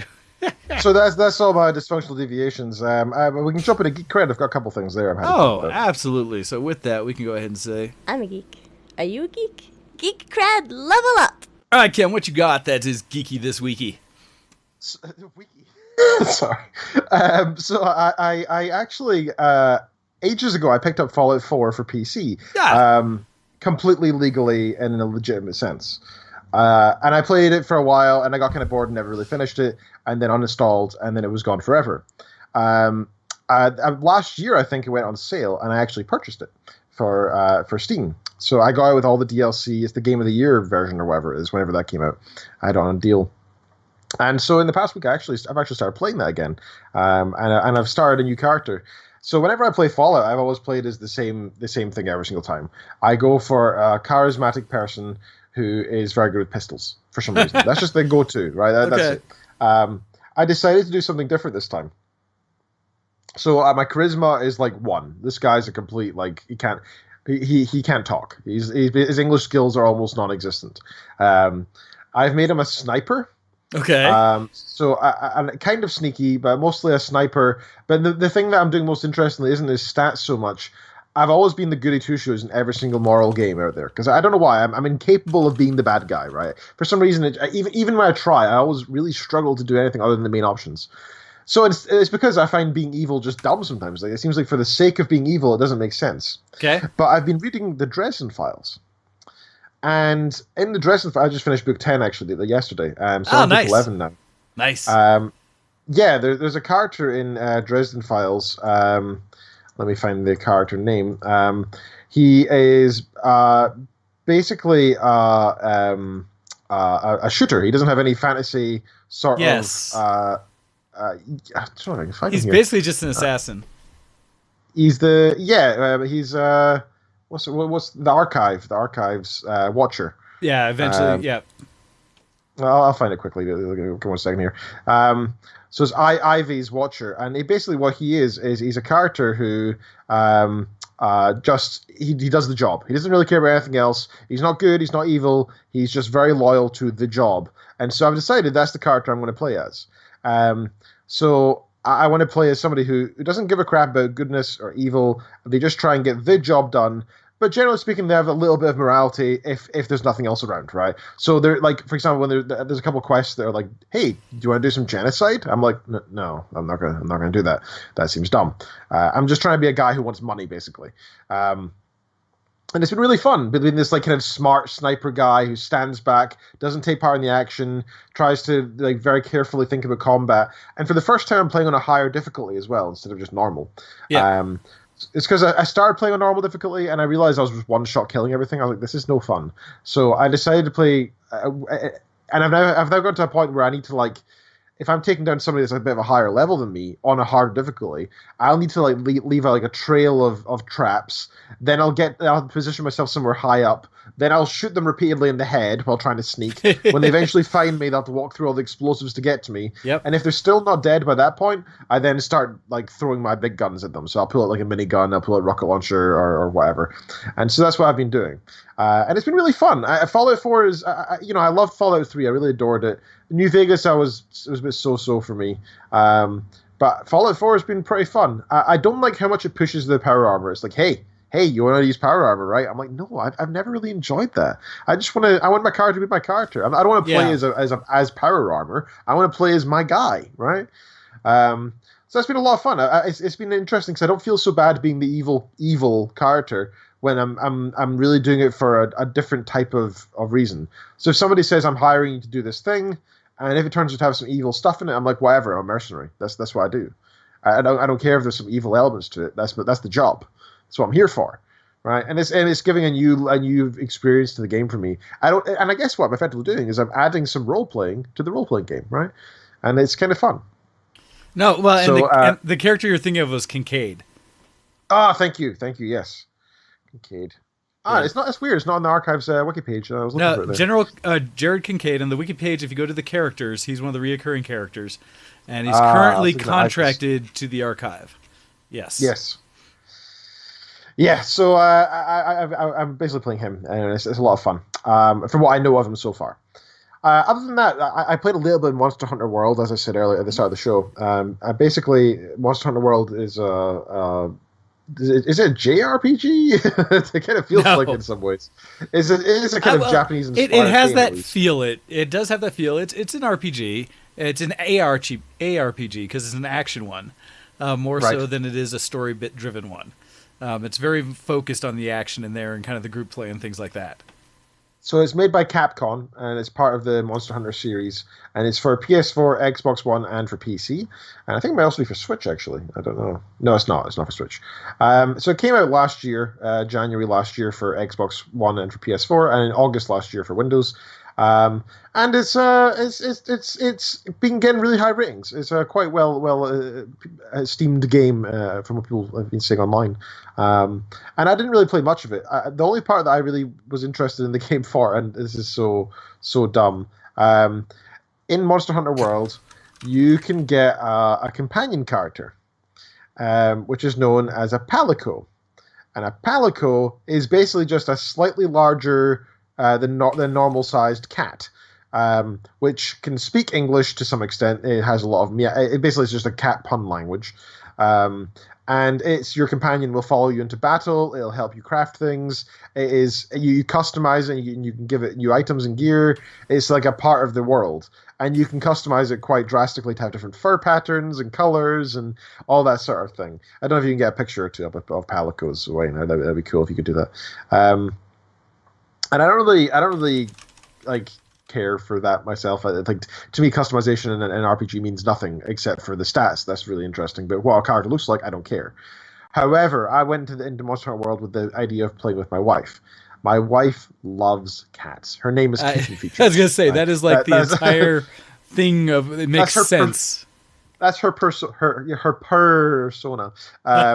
Is that she loves cats, right? So I got this game thinking this something we could play together. Sadly, there's no local co-op, so we actually can't. However, we sat down and she made her Palico, and she was so excited, just having the absolute best time making this thing. Just like, oh my god, you can change his ears, you can change his tail, you can make it have different fur color, and all this sort of thing. I can imagine. You can see the pictures there. Yeah, she's imagine. And they're very cute in action stuff. Like if they have some idle animations when they're standing next to you, where they bat their ears or they lick themselves, and it's cute, right? And you can give them little knight armor or whatever. And oh my gosh! For them. And it's all ridiculously cute. Like you can get like iron helmets that are like a normal iron helmet that you think of like for a knight, but it's got like cat ears because obviously the cat ears need to go somewhere, right? So something logical. And yeah, she's just losing her crap over this over and over again. She loves it. So that's the reason that she's still into Monster Hunter, even though it's quite a tough game to get into. There's a lot of stuff behind it, right? There's a lot of concepts on how the game is played and the min-maxing and the trapping and how to hunt down the monsters. The combat's actually quite complex as well. You get, I think there's 12 different varieties of weapon types. So you get different types of swords, you get different types of ranged weapons, you get some melee weapons that can like transform from like an axe into a sword, and they have various good points and bad points for depending on the battle type, etc. So it's quite complex, and it's a really, but thankfully it has really cute cats. So Kitten is like, I'll learn whatever. I don't care. I'm not going to be. It's got the cutest cat in the world. It's got enough of a hook that she's willing to go through all the difficulty to be able to get in there and do it. Yep. That's exactly it. Oh no! You've already just sold the game to at least several members of the audience here. I see a couple people in the chat saying they're kind of sold that. So Coffee says Palico is the Monster Hunter mascot like Final Fantasy's Moogle and Chocobo. And Rekitten says, I've debated getting this now. I have to have it. Yes, you must purchase it. Oh no! Yes.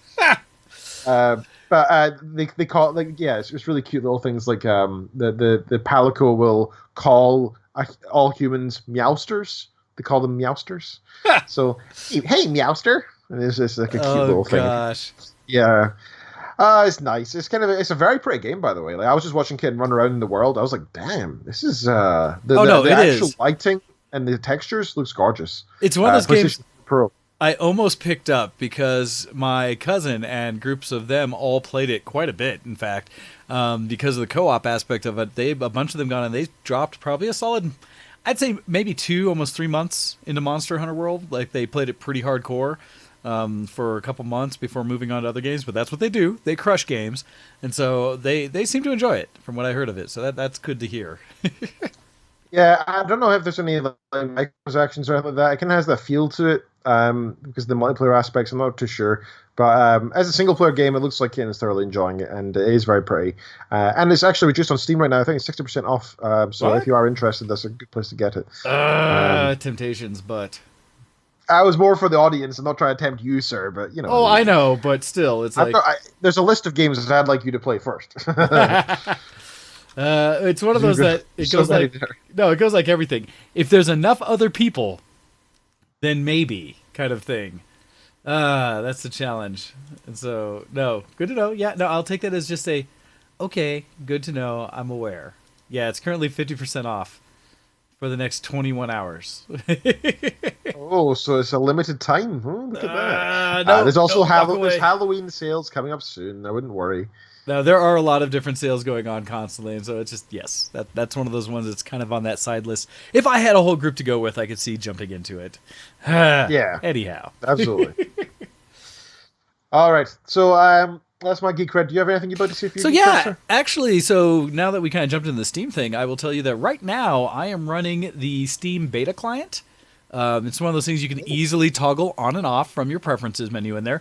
The main reason is because for people who checked out the short and kind of awkward stream that I did, collectibles thing that was all about. No. So what I was focusing on for me is Miss Copy and I both grab the Steam beta client. You just again go to your preference settings. You can opt in to the beta. It'll restart Steam and do updates with the beta stuff in there. But in doing so, it has released essentially the new look and feel of the Steam client.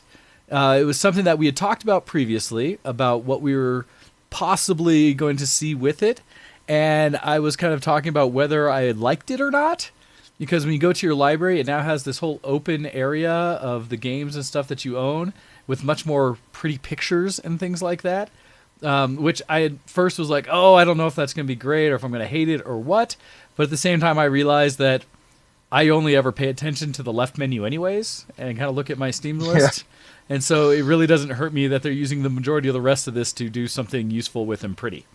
So it's not a bad thing. But the main thing we did, and for those who want to, like I say, you just go into your settings menu, and from there... Can you show us where that is? Like exactly what you do? So real quick, I'm going to change it in so you can see. Let's see, it's under the main part. Yeah. If you go into the main part, you'll see that there's the beta participation under your account. And in there, you can just change it where the default on that is, it'll come up saying that you're in none, opt out. You can turn on the beta updates, and then it'll, like I said, restart the client and drop you in there really straightforward. But we did this with a purpose, not just to look at the pretty options there, but for a more specific purpose, which was to test out the functionality of the Steam's new remote play with friends option that they've added in there, which allows you to share your games. And we talked about this a bit, or actually, no, it was, when you were off and I had Tabby on, we were talking about how much of a game changer this is going to be. It's the ability to play co-op multiplayer games that are meant for split screen, kind of your local multiplayer, with friends online. So games that were never meant to be played online can now be done so using the remote play option in Steam, where it basically rebroadcasts your controls or your screen off to whoever you have joined in with you. And then it provides their connectivity back with controller and keyboard controls where they can now take and participate with you in the game. And so it works really well for games like, It's supposed to work. I say supposed to because we've had some challenges learning, but things like Cuphead, things like Castle Crashers and Shovel Knight, all these kind of games that are like these side scroll ones, or just even other multiplayer games like the Left 4 Dead series and things like that. And so we decided to play with it a bit. And I will tell you, through challenges on my own, reasons that were my own fault, it took us a while before we successfully connected because I didn't realize my Steam profile was still set to invisible versus being online or busy. And it doesn't let you connect when you're set to invisible. So we struggled back and forth for quite a bit of the stream trying to figure that out. It's funny because the next update that the Steam beta did, it noted specifically that it now has a pop-up warning message when you try to enable remote play with friends while in invisible mode. And That's say good. You can't do so. I think a lot of people play. I know I play invisible mode. Like if I'm, that's the thing. Like my hours are not set, right? So I don't do 9 to 5. But at the same time, because I worked in industry for so long, I've got some part of my brain that's like, oh no, it's 4 p.m. I should be working. Even if I've decided to take the afternoon off or work at the weekend or something instead, which I'm allowed to do. It's part of my job, right? But if I've decided, I still get like weirdly anxious, and so I'll go in invisible mode so I don't feel so anxious about it. Yeah, well, and I think a lot of people do that, right? Well, and I do have there's times I don't want to advertise everything I'm playing, or especially when I'm screwing around trying to figure out things on different stuff, and I'm not trying to play with anybody, because I also have certain games that when you come on, people are so excited to see you playing certain games, they'll want you to play with them. It's like, no, I'm not trying to play with anybody. I'm trying to do this specific thing myself. I know fine well when I jump on and somebody's like wanting to play with me, I know it's only, I only get asked when I have like 50 minutes to play, right? And it's like I'm on for 50 minutes, and people are like, "Hey, do you want to play games?" And I really appreciate that, and I really want to play games with them, but I'm like, now I have to say no to you, and I feel bad when I know that I'd love to, but I can't. Right. Anyway, yeah. I just installed the Steam beta, by the way, and it looks quite nice. I actually think it's really pretty. No, it is. They did some glossing up of the overall look and feel of it, so it is not bad. There's no reason not to. The one thing to note is if you're in the beta, it'll often update more often. Like there'll be updates almost every time you close the client, because it is a beta mode, but it works fine, and it is pretty. So it's something to check out. One of the best features of that is because you're basically just streaming your desktop experience to someone and giving them access to controls on yours, they don't need to own the game. And so you can now play multiplayer games with people that just have the game. Now, admittedly, it is interesting how the connection works for different games. I think there's some things we could probably figure out better. Copy and I were struggling trying to get, the Sega Genesis collection to work, those old games, because you theoretically could play like 2-player Altered Beast or some of the Sonic games or things like that together. And I think we were close because we got the keyboards to kind of interact. But the part that I failed to do is that you can actually set it up so that their controller, if they have a controller, will show up as a secondary controller on your system. And I didn't configure that right. And so I think there's things I still need to play with it to get it to work well. But it was working. That, and one of the challenges is because of my current limited internets, it does require a pretty decent upload speed from the person hosting. That's so that they can send it. And so that was a piece that was a limitation on mine because I was trying to stream and send it, and that did not work well. It was dropping frames on the stream constantly, and it was maxing what the send could do. So I recommend having at least like a 10 meg up or higher to do this, because me at 5, I was struggling. But it's a cool feature, and it's going to take PC gaming to a step above everything else out there. To be able to actually let you play a game with me, as we were talking about the eventuality of gaming nights being a bigger deal because, oh, you have that game? Okay, you host it, you share it, we'll go. Because the one game we did play that worked out surprisingly well was Jackbox games. The actual, Jack games. Well, because we were playing the original Jack that doesn't have true multiplayer. And normally, like the newer Jackbox games, you can play with your phone so anyone can jump in. But this was actually using the keyboard so we could basically, like we were sitting next to each other, play. So anyhow, it was our first test with it. It was in the beta. But it worked in the loosest sense, and some time to kind of play with more. So I'm looking forward to that. Other than that, what I've been doing that's been somewhat geek this week, continuing to 3D print and jokingly saying, because I was printing something a little dirty this last week. Oh. Now, it was jokingly, I had John, while at work, had messaged me, John Wasik, and we were chatting a little bit about 3D printing. It kind of came up, I was like, oh, what have you been printing lately? And I was like, well, yeah, some rings for, a phallus and such. And it was kind of like, wait, what? Basically got quiet for a moment because I said it very harshly. Just boom, making these. And he looked and was like, kind of thing. And essentially said like, oh, I didn't want to necessarily know that much about you, TMI thing. And so it turned into, I responded as like, okay, so what it is one of my friends locally that has a service, a company, I think she's fine with me advertising it for her, Xenocat, Xenocat. She makes adult toys for a living. Okay. And what she ran into is her normal provider that allows her to create the positives for when she molds these things was unavailable, and so did a call out for any help from someone local that might have a 3D printer to help her print out some models for her to then cast. And so I was like, I'm local. I have 3D printers. And so she worked out, got me some models that I printed for her and did a few test things and got things out together. And I like that. Nico's like, I just had the same look on my face that John did. I basically was able to print with her and do some things for her and got her out some really neat prints that she is now working to turn into a new line that she's got going out. So it was entertaining because kind of worked with her in that. And in doing so, it's fun because she is really good at casting silicone. Go figure. And she gifted me. It's an older model she'd had for a while that's no longer available. She had sitting around, but essentially it's a little silicone dragon. Okay, I was terrified. I wasn't sure you were going to show that, right?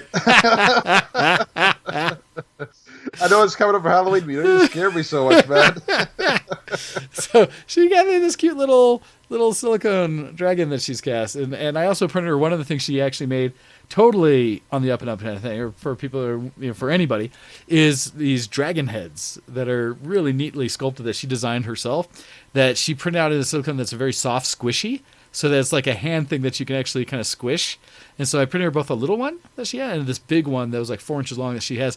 And it was kind of have as an additional thing that you could have just as almost like a stress ball kind of thing, because she has so many different levels of how dense the silicone in. Like this is one of the denser ones that hold the tail and stuff, but she has some that are super like soft and things and stuff. So I was so educated on all these new chemical properties and things like that.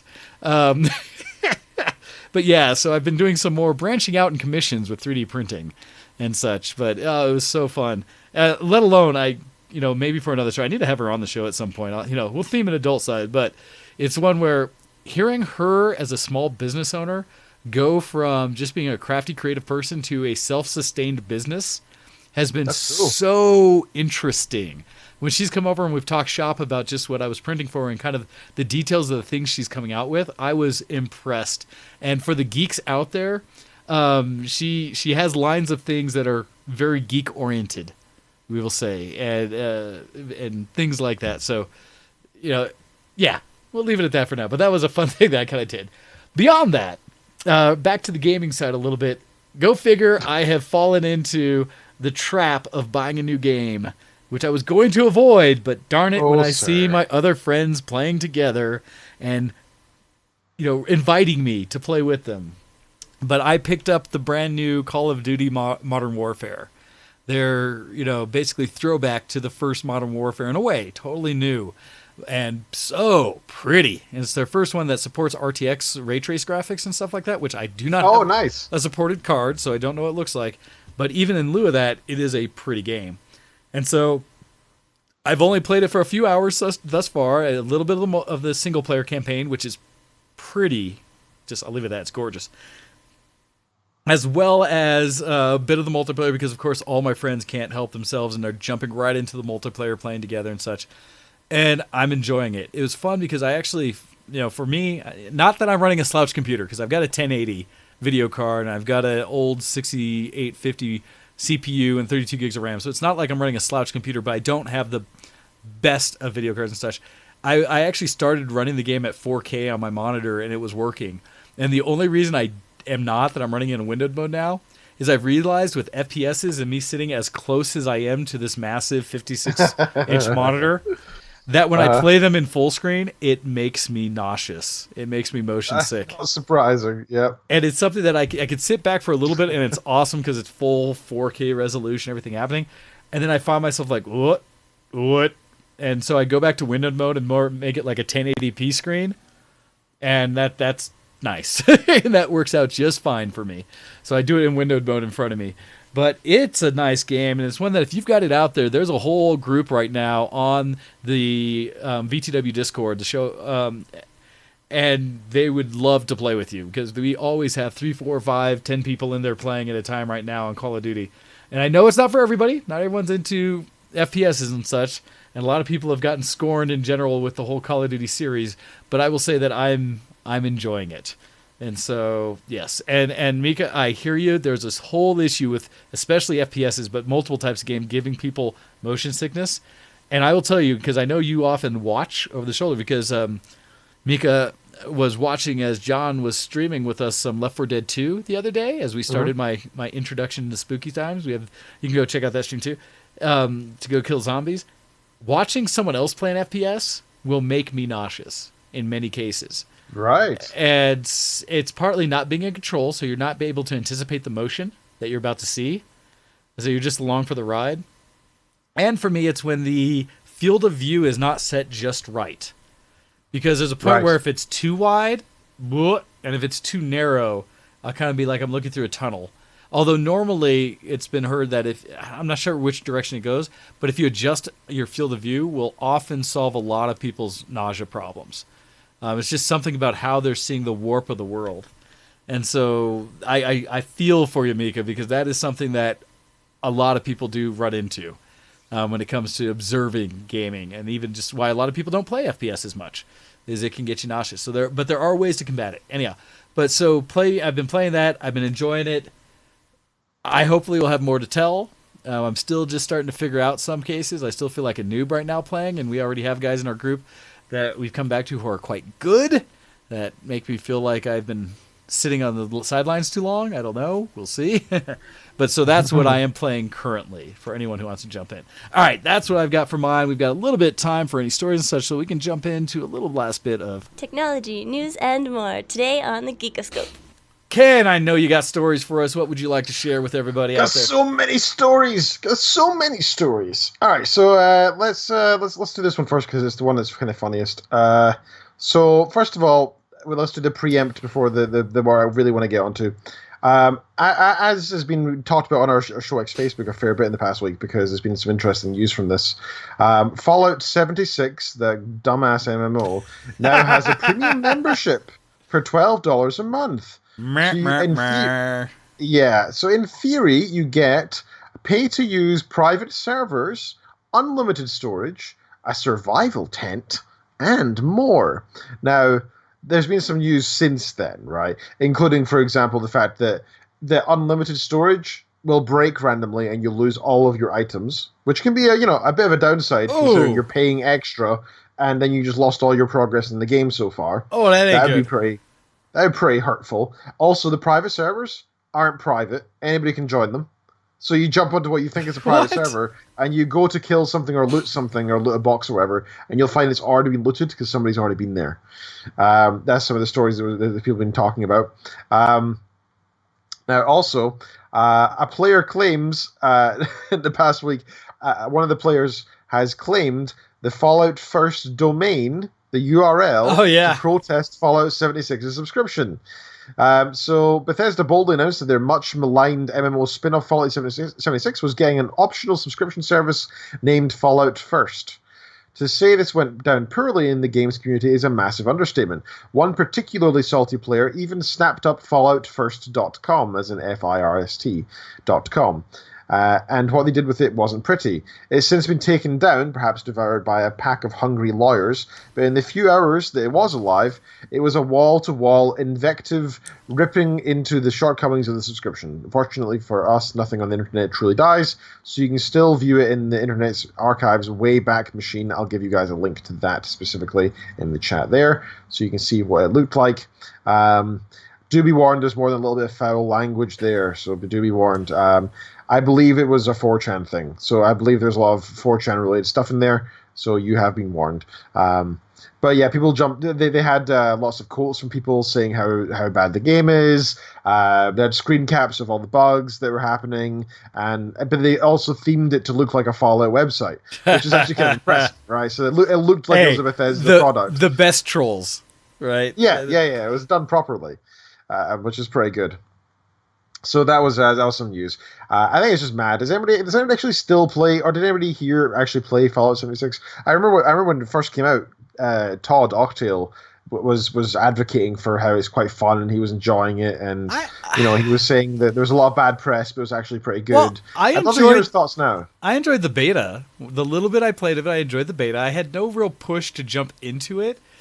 And it might have been because I never really finished Fallout 4. And so I kind of still felt like I was behind that, and I need to kind of go revisit it. I got stuck somewhere out where I was kind of venturing out with way too much encumbered that I didn't want to drop, and was stuck in that level of like, I can't fast travel to drop all this stuff out somewhere I want to. What do I do? And I just kind of got hunkered down with what I was doing and distracted with other games after that. So I never finished it. And so when 76 came out, I was just like, it was fun. I enjoyed what they were doing with it. I thought they had some smart things. I don't know where the misstep was, and I will tell you this is one, especially because it's $12 a month, which is just insane. Like for a single game like that, for what? Right? To lose features. It's just insane. Like if this was honestly, if it was less than $5 a month for what this is doing, maybe like $4.99 kind of price point. It's one of those prices where you could get down to throwaway money, where somebody might jump on it because it's so cheap that they'll just leave it active and kind of use it. They'd probably be better off than what it sounds like this is turning into. Like, oh man, you guys. Poor show. Do what Warcraft does to an extent. I don't like the monthly subscription is because they have a lot of content that comes out frequently in theory, and they have big servers, right? I kind of get it with Warcraft. They are the most popular MMO for a reason. People do like it. Even though I really dislike the latest 2 races they've released, I think it's really dumb. But what I was going to say is, in terms of World of Warcraft with or League of Legends, right? Pay for skins. That's fine. Let people be able to buy skins. Charge whatever you want. That's absolutely fine. I don't care. It doesn't affect the gameplay. A monthly service that gives you unlimited storage, that's a gameplay changing mechanic. That gives an advantage to people who are paying extra, and that's kind of dumb. Also, that's removing an artificial barrier. You're not actually adding something. You're removing a barrier you put in place. And that's something nobody ever wants to have to pay for. That's pretty dumb. It's like in a mobile game when you pay to speed up some building, some land, or building a building or something, right? All that stuff's just dumb. Right, so that's the Fallout 76 thing. The other thing I wanted to share, which was kind of funny. So Fortnite tester has leaked the Chapter 2 secrets to the world, and is now being sued by Epic. So Epic Games is suing the former Fortnite user experience tester for leaking details of Fortnite Chapter 2, claiming the leak spoiled the suspense that Epic has been working to generate the build for months. In the lawsuit filed to North Carolina court this week, Epic says that, I don't really want to say the guy's name even though they are, a man broke a non-disclosure agreement after testing the game in September. In the weeks following the test, the guy took to Twitter to reveal details about the upcoming update. Epic claimed in court documents reported by Polygon. Using multiple accounts, the guy revealed the new map, the presence of swimming and boats and upgrade stations, the studio said. Information is currency.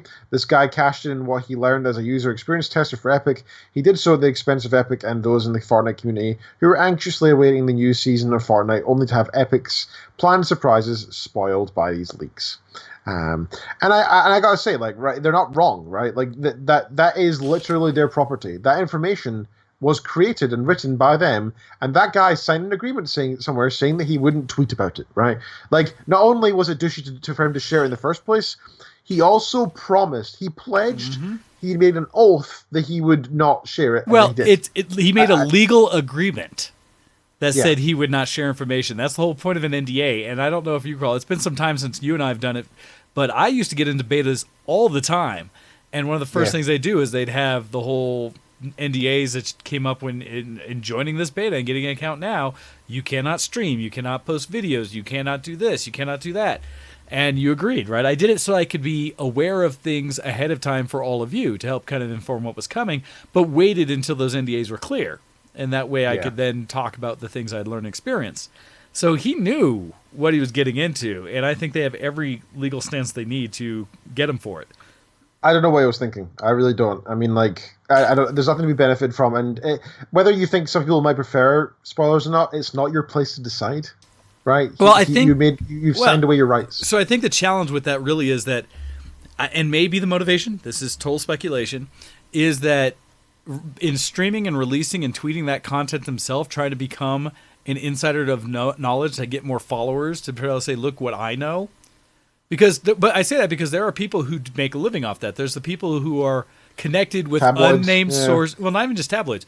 There's ones that leak tech all the time. Talk about new phones and stuff like that, where they aren't the people who get the information themselves, but they have people who leak it to them. So they're third-hand type party. But they tend to provide reliable information about the new iPhone coming out, or about the new Samsung Galaxy, or whatever. And so that people are aware.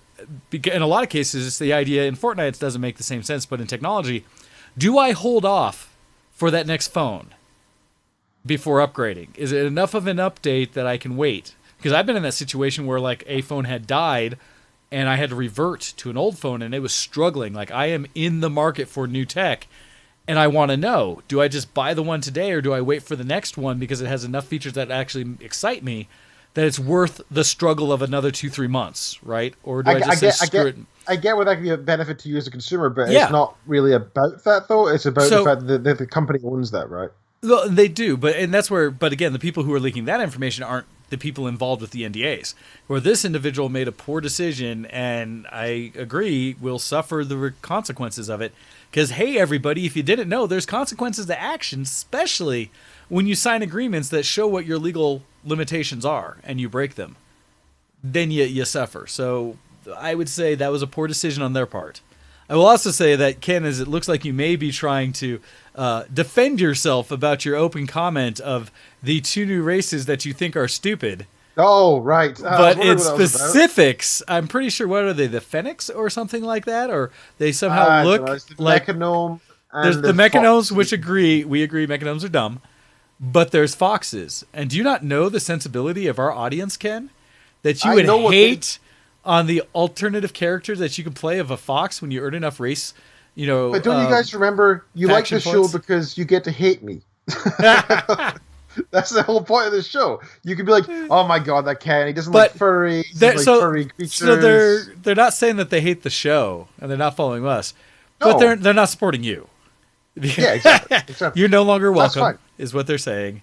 Sorry. Everybody enjoys hating on someone, and I will provide that service to you guys. I'll let you hate on me, as long as I also get to hate on things that I hate on, right? It's funny, because I think I brought this up... Weird furry creatures in World of Warcraft. Oh, I brought this up the last show when you weren't here, because I specifically saw that news and was like, oh, I know someone who's going to appreciate this. And that made me vow not to go back to WoW. That's not vow. I'll probably go back one day. But it made me go like, oh, groan. I do not like. Can I go back to a Wrath server? Hey, can I go back to people who said they're still vanilla? You can go play Classic. I want to play Classic. Classic wasn't as nearly as good as the expansions. I'm sorry. And again, unpopular opinion here. Wrath was the best time. TBC was pretty good. And actually, the second last expansion was really good. What was it called? The Illidan stuff. I really enjoyed that. That was really fun. Pre-battle for Azeroth. But anyway. All right. It is about time for us to end. Before we go out, I did want to mention, it'll be curious next week what we come up with content and such, because one, it'll be just after Halloween, as well as BlizzCon, because BlizzCon is happening the upcoming, I believe, Saturday, Sunday. So funny. Oh my god, I can't wait to see what happens with all the... So it'll be very curious. So funny. Whether protests actually take place. It'll be interesting to see with the leaks of what may be announced here with Overwatch 2, with where we're thinking there's going to be a Diablo 4 announcement, as well as I believe it was a Diablo 2 remake, things like that and such, or remastered. So it'll be curious to see what they're bringing forward and what's going to happen. So let's look, expect some of that coming out of next week. And for those of you, I know a couple of people who are going to their first BlizzCon, so I'll be curious to hear their responses. I know I have my opinions on it as a whole, and so we'll see how that all turns out. But thank you, everybody, for tuning in and listening to us this week. As always, Ken, thank you for joining me. And if you would do so kind as to lead us out of here. You have listened to ShowX live on twitch.tv/VtWShowX and on YouTube, the Versus the World Productions video page there. So thank you very much for tuning in. We very much appreciate it. You can support us by You can tweet out stuff to do with our Twitch stream. That is the number one thing. That is what really brings in our new numbers, and we appreciate that very much. And we also give out our free Steam keys for that reason. The free Steam keys are supported by you guys as well. So our most loyal of supporters give us pennies per month, as well as or do the retweeting and sharing and such, right? That's the two things that are key. So those who can do so, you can support us on patreon.com/showx from as little as $1 a month, and that's how we keep the show flowing in terms of server costs, software, hardware, and such. It does not go to beer. No beer. That's our own. That's what we donate. Yeah. To ourselves. We self lubricate the show. In this yes. You and the 3D printing doesn't hurt either. You can. Oh God, this is a mess this time. You can also find us on Facebook.com and search for ShowX there. You can like us there. That's very much appreciated. You can discuss the show if you want to take part in the post-show discussion. Please kick off the chat. Reddit.com/r/ShowX. Each episode is posted there automatically, and so just jump on that thread and discuss as you please there, and tell your friends. That's so much. That's always appreciated. Thank you so much for tuning in. We will be back next week at 6 p.m. GMT. That's right. 2 You switched p.m. over. EST, because as it is right now, the times are screwy because of daylight savings. We're in that mixed time of the week or two, I believe, where it's in between. Did you know that today, statistically, 24% less heart attacks will be recorded across the world? I did not know that. Yep, it's a fact that when we lose an hour, there's a 26% increase in heart attacks, and when we gain an hour back, there's a 24% decrease because people don't sleep enough, and that tiny little bit has an effect across the stats. This is why we just need to equalize it out. Pick a time that's kind of in the middle and never change. I mean, exactly. It is no longer the level where we can only farm during the day and such, where we have to maximize daylight hours. People farm we literally 24 hours a day. Yes. No, it's great. I need to share some of the videos they have sometimes. I have a group of my cousins out in Nebraska who got hold of a drone, like a really quality drone, and have been producing these wonderful videos of them farming that just look like commercials. They're so well done. And it makes me, I'm so happy to sit there and watch them on occasion of them out in the field working with the heavy equipment going through the farms. That's and cool. They've had videos during the day, at night, in fog, and now it is so cool. So, I mean, we don't need to change it to the hours, and farmers can do their own hours however they choose, right? It's just a matter of when stores are open and everything else, and the business that requires interacting around the world, that we still do this weird daylight savings change that I think does not need to exist anymore. It genuinely is harmful for society. There is statistical evidence. It is not helpful. Yeah. All right. Anyway, thank you so much for listening to our soapbox. We will be back next week, and thank you so much for hosting, Mr. Wayne. I always appreciate you doing so. Absolutely, Ken. Thank you for being on the show. Happy to have you guys all here and to check us out each week. Can't wait to see you again next zombie. And with that, we are out of here. Feel free to jump in the Discord. I'll be there right after the show. Bye, everybody.